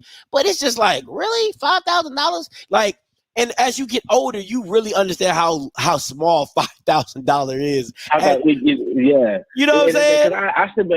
I sit back and ask, I'm like, damn, okay, I know how it works. Okay, how I'm Pepsi Swag, you know what I'm saying? Y'all, we're a sponsor. We give you this amount of money if we brand your stuff, if you put our stuff all around the games instead of third. But I just really want to know, like, are these, like, you know, every time I see something that's, you go on every Swag site, I like the Swag GM and all these big sponsors, and I'm like, are they getting a return on their investment from the Swag networking itself, all branding itself? And I would say no. I don't see it. I just feel like it's more tax write-off-ish, if you ask me. Like, we're gonna sponsor them and say just because they high end was black. And you see, I ain't gonna say you see more of it when Dion was there, but you definitely did. You seen a lot of more of these title sponsors send representatives and shit. Now you back to old days. You don't really see nothing. You don't really hear nothing. But that's just my 2 cents to giving people something to look at, because I don't see it at all. But I ain't Scott. I'm going. Hey, man, appreciate it. Joe, coming to you. Hey, what's going on, Scott? What's up? I realized this weekend, black folks in leadership, they don't like to take advice from somebody lower than them. Perfect example. I was at a high school football game, state championship. I've been watching this team for 4 weeks. I've been telling the coaches what they're doing wrong. That night, Friday night, the man cussed me out. Wow. You know what I did? I walked around to the white team. This was state championship. They undefeated. I walked around to the white team, told the white team one thing. The white man came back and said, thank you. And I told him what the fuck to do. And I told him, if you do that, they won't score again. And they didn't goddamn score again. Wow. Much better team. The high school team was a much better team. But I just tried to give him a little advice. And you know what the white man told me? He told me, thank you, and would give me some tickets to the state championship. Our black folks don't like to take advice. That's all I want to say, man. Simple as that. I'm gone. All right, bro. Appreciate it. Dang. Hey, I'm shutting the call out down. It's just you and me, P. All right. Before we get ready to get out of here, because I'm looking at this college football playoff and plus football, NFL finna come on. Now I'm guilty by association. I'm in this boat with you. If there ever was a day that the cow jumps over the moon and the SWAC did decide to fool with us, what would we look like working with the SWAC or doing something with the SWAC? What would that look like? Listen, first of all, it would have to come with a big check, because everybody else getting paid, and I ain't doing it for free. I tell you that. That's off the rip. What it would look like is it would literally be what Paul McAfee does for ESPN. You just gonna take my show, you're gonna put it on you put it on your own platform. I would have to. We can simulcast it. If they want something new, I would give them something new. You know what I'm saying? I'm Tyler Perry in this mug. I can create something real quick. But I would tell you this: he would have to be on the show. He would have to come on the show at least a couple times and have a discussion. Because listen, man, let me say this: people the one thing that I keep saying it, but people don't want to listen. The one thing you gotta respect about the WWE is they had you hooked with the storylines, right? The old WWE on this new stuff. I'm not into none of this new stuff, but the Attitude Era, like it was times where you'd be like, Kane and whoever would never be tag team partners, and then a month later, somehow, some way, they become tag team partners. You like, how? Wait, what? Or that's like the Rock and Stone Cold working together. That's just something you never would have saw. That's stuff you never thought you would see, and then you see it, and you're like, oh my God. It's the storylines in it, right? And that to me is where Andrew and the commissioner and all the bigwigs up there are just blind to what it is, because the negativity that builds up between the SWAC and Offscript, if I was the commissioner, I would just wait for the right time to say, hey, Scotty, listen, let's do it like this, right? We can come at it like this, because now once we link it, the spark and the fire that it's going to build. Because if honestly, I would look at it, I would tell commissioner, if he came to me real talk, I would say, hey, commissioner, look at me like Paul Feinbaum and you be the Bama from Ole Miss. What's his name? To the coach? Yeah, Lane. Be Lane Kiffin. Lane Kiffin. Be Lane Kiffin. If me and you can have that adversary, I would, and I don't know if it was Mr. Campbell or Mr. D. He said I would show up to the interview with a 20-piece. Well, I would come with a McDonald's 20-piece and be like, yeah, I know you call me Dr. McNugget. I'm getting paid from McDonald's. I would do. You gotta lean into it to make it entertainment, to make it make sense for you, right? So it's those type of situations. The same thing I said about the pregame show before they left and went to Colorado, right? I said, you got, like, if you wanted to do this, we could have done something together or whatever. So it's just little stuff like that, man. But like I said, I'm open to a conversation. The thing for me is I'm never going to change who I am to appease, to make $1. That just ain't my, I've gotten this far doing it my way. And I've stood on business against people with bigger brands than the SWAC because they wanted me to do something that wasn't me. So I'm cool with just saying, you know what, this ain't the partnership that I need to have. So I'm Gucci on some of it, but I wouldn't mind working with the SWAC. I wouldn't mind working with the MEAC, right? I wouldn't, if for being honest, the collab between the SWAC, us, and the MEAC would probably be in the best benefit, because why? We do a show that involves both brands. It is what it is.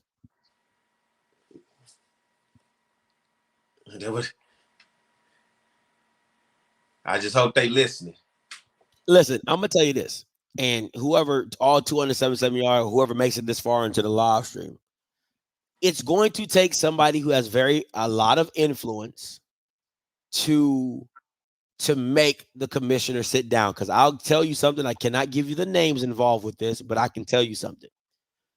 Somebody reached out to me and talked to me. I said, hey, they asked me, would I be open to having a conversation with the commissioner? I said yes. That never happened, right? They said they reached out. He didn't come back. He didn't want to have the meeting. It never happened. So to me, I'm trying to show you the maturity in me, right? You can say whatever you want to say about me. The maturity level of me is that at the end of the day, you a man, I'm a man. You ain't done nothing personal to me. I ain't done nothing personal to you other than call you Dr. McNugget, right?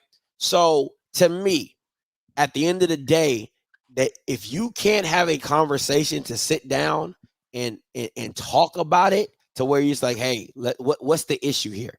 Tell Scotty why you have a problem with him. Scotty, tell me why you have a problem with the SWAC office, right?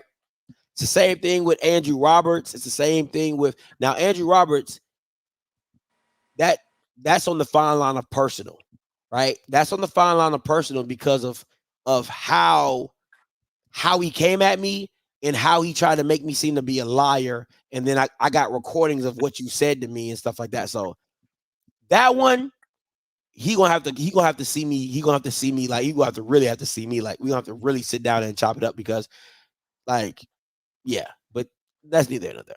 But other than that, I'm cool with it. I'm chill. I'm really chill with it. There we go. You know what I'm saying? The villain, everybody. The villain. Make sure you reach out to my boy Merch Pack. Emmy, let me pull him up. Let me put him up. All right, make sure you reach out to my guy Merch Pack. If you're a FAMU fan, you see what it says, bringing trophies back to brag. All right. And it says reclaiming tradition. All right. So make sure you guys reach out to Merch Pack, get you some shirts. They all with all the rain and stuff like that, he wasn't able to get out there with the vendors and stuff like that. So make sure you reach out to him on email, go to his website and reach out and get you a shirt. Definitely fire on that. All right, listen, guys, enjoy your Sunday. Do the Cowboys play this Sunday? No, they played Thursday. So did they play this? No, they played Thursday, right? Yeah, they played Thursday. So we won. So we don't play. But listen, until next time, hey, Monday, 8 o'clock. You already know what it is. Outspoken's back. All right. Show's going to be a little bit more condensed. Going to have some wider variety of topics and some stuff going on. And listen, I'm going to keep it a buck with y'all. Me and Perry are about to start covering the SEC. I'm going to just keep it a buck with y'all. Okay? Listen, you know I keep it hot, humble, open, and transparent. Me and Perry are in the process of making a show for the SEC. You guys are not going to appreciate us until we go to the mountaintop. So we are looking to making that transition to the Confederates. Okay, so it's coming. Now we won't be doing all this intricate breakdowns and all that type of stuff that we do for Swacket and MEAC, but we will be hitting the overarching topics of college football and the SEC as well. So definitely wanted to give you guys a heads up, and you might see an extra person or two, maybe. All right. So just want to give y'all a heads up on that. So when you see it, don't be like, oh shit, what's this? Scotty, oh yeah. Yeah, y'all want to play with our money? We gonna go ahead and slide over them to them white people. Since we ain't media over here, then let's go on over where. Listen, white people love black people, okay? Especially when they talking mess. So we'll happily go over there and be like, we ain't gonna be doing all that now. We're gonna walk in there, motherfucker, and be on it now. We ain't gonna be jugging and jiving. Yeah, so No, but yeah, we know you all got Confederate teams. Y'all be trying to act like y'all HBCU only. They roll tide in the comments right now. It's all roll tide and everything. Girl, straight out of Mississippi talking about some roll tide. You know what I'm saying? So we know y'all got y'all Confederate teams, but we gonna be over there. So be on the lookout for that. Got to come up with so if you have any name ideas, please help us. All right. We've been trying to come up with some names. It's the only reason why we haven't started the show. So you can text that. You can text that at the top. You can hit me up on Twitter, Offscript_TV. You can hit me up on Instagram, Offscript. Perry, what can they find you at? Oh man, you can find me at pretty much my On the Yard Sports. You know, you can do that. YouTube, Instagram, Twitter, Facebook. Love to have your support. It's a lot of content on there that I do that's just kind of packaged up together, but hopefully you enjoy it. So I don't like people following my personal page, but my On the Yard Sports, that's my platform that I created. So got you. So yeah, man. So we definitely gonna be. So the premise of the show is not formally just SEC based, but it's college football, like FBS based. So we be hitting some narratives, some storylines and stuff like that. In that, trying to stay in that market. And plus, listen, Perry gets SEC credentials. I get SEC credentials. We might as well be talking about the SEC because they don't do your boy nowhere near as bad as them black people down in Birmingham. So we're just going to leave it at that. So if you have any show ideas or what it could be called, you want to help us out, definitely text that number at the top. You can hit Perry up on the Yard Sports. You can hit me up at Offscript_TV. All right. But listen, until next time. Oh, Tuesday. Bucky will be back on the platform, okay? Bucky will be back on the platform Tuesday, 8 o'clock. You already know what it is, all right? Make sure you tuned in. So it is what it is, all right? So Bucky will be back talking about Colorado football and all the inner workings of that and all the stuff, all the turnover that's going on in Colorado. So listen, until next time, you know what I'm going to do. I'ma holla. God bless.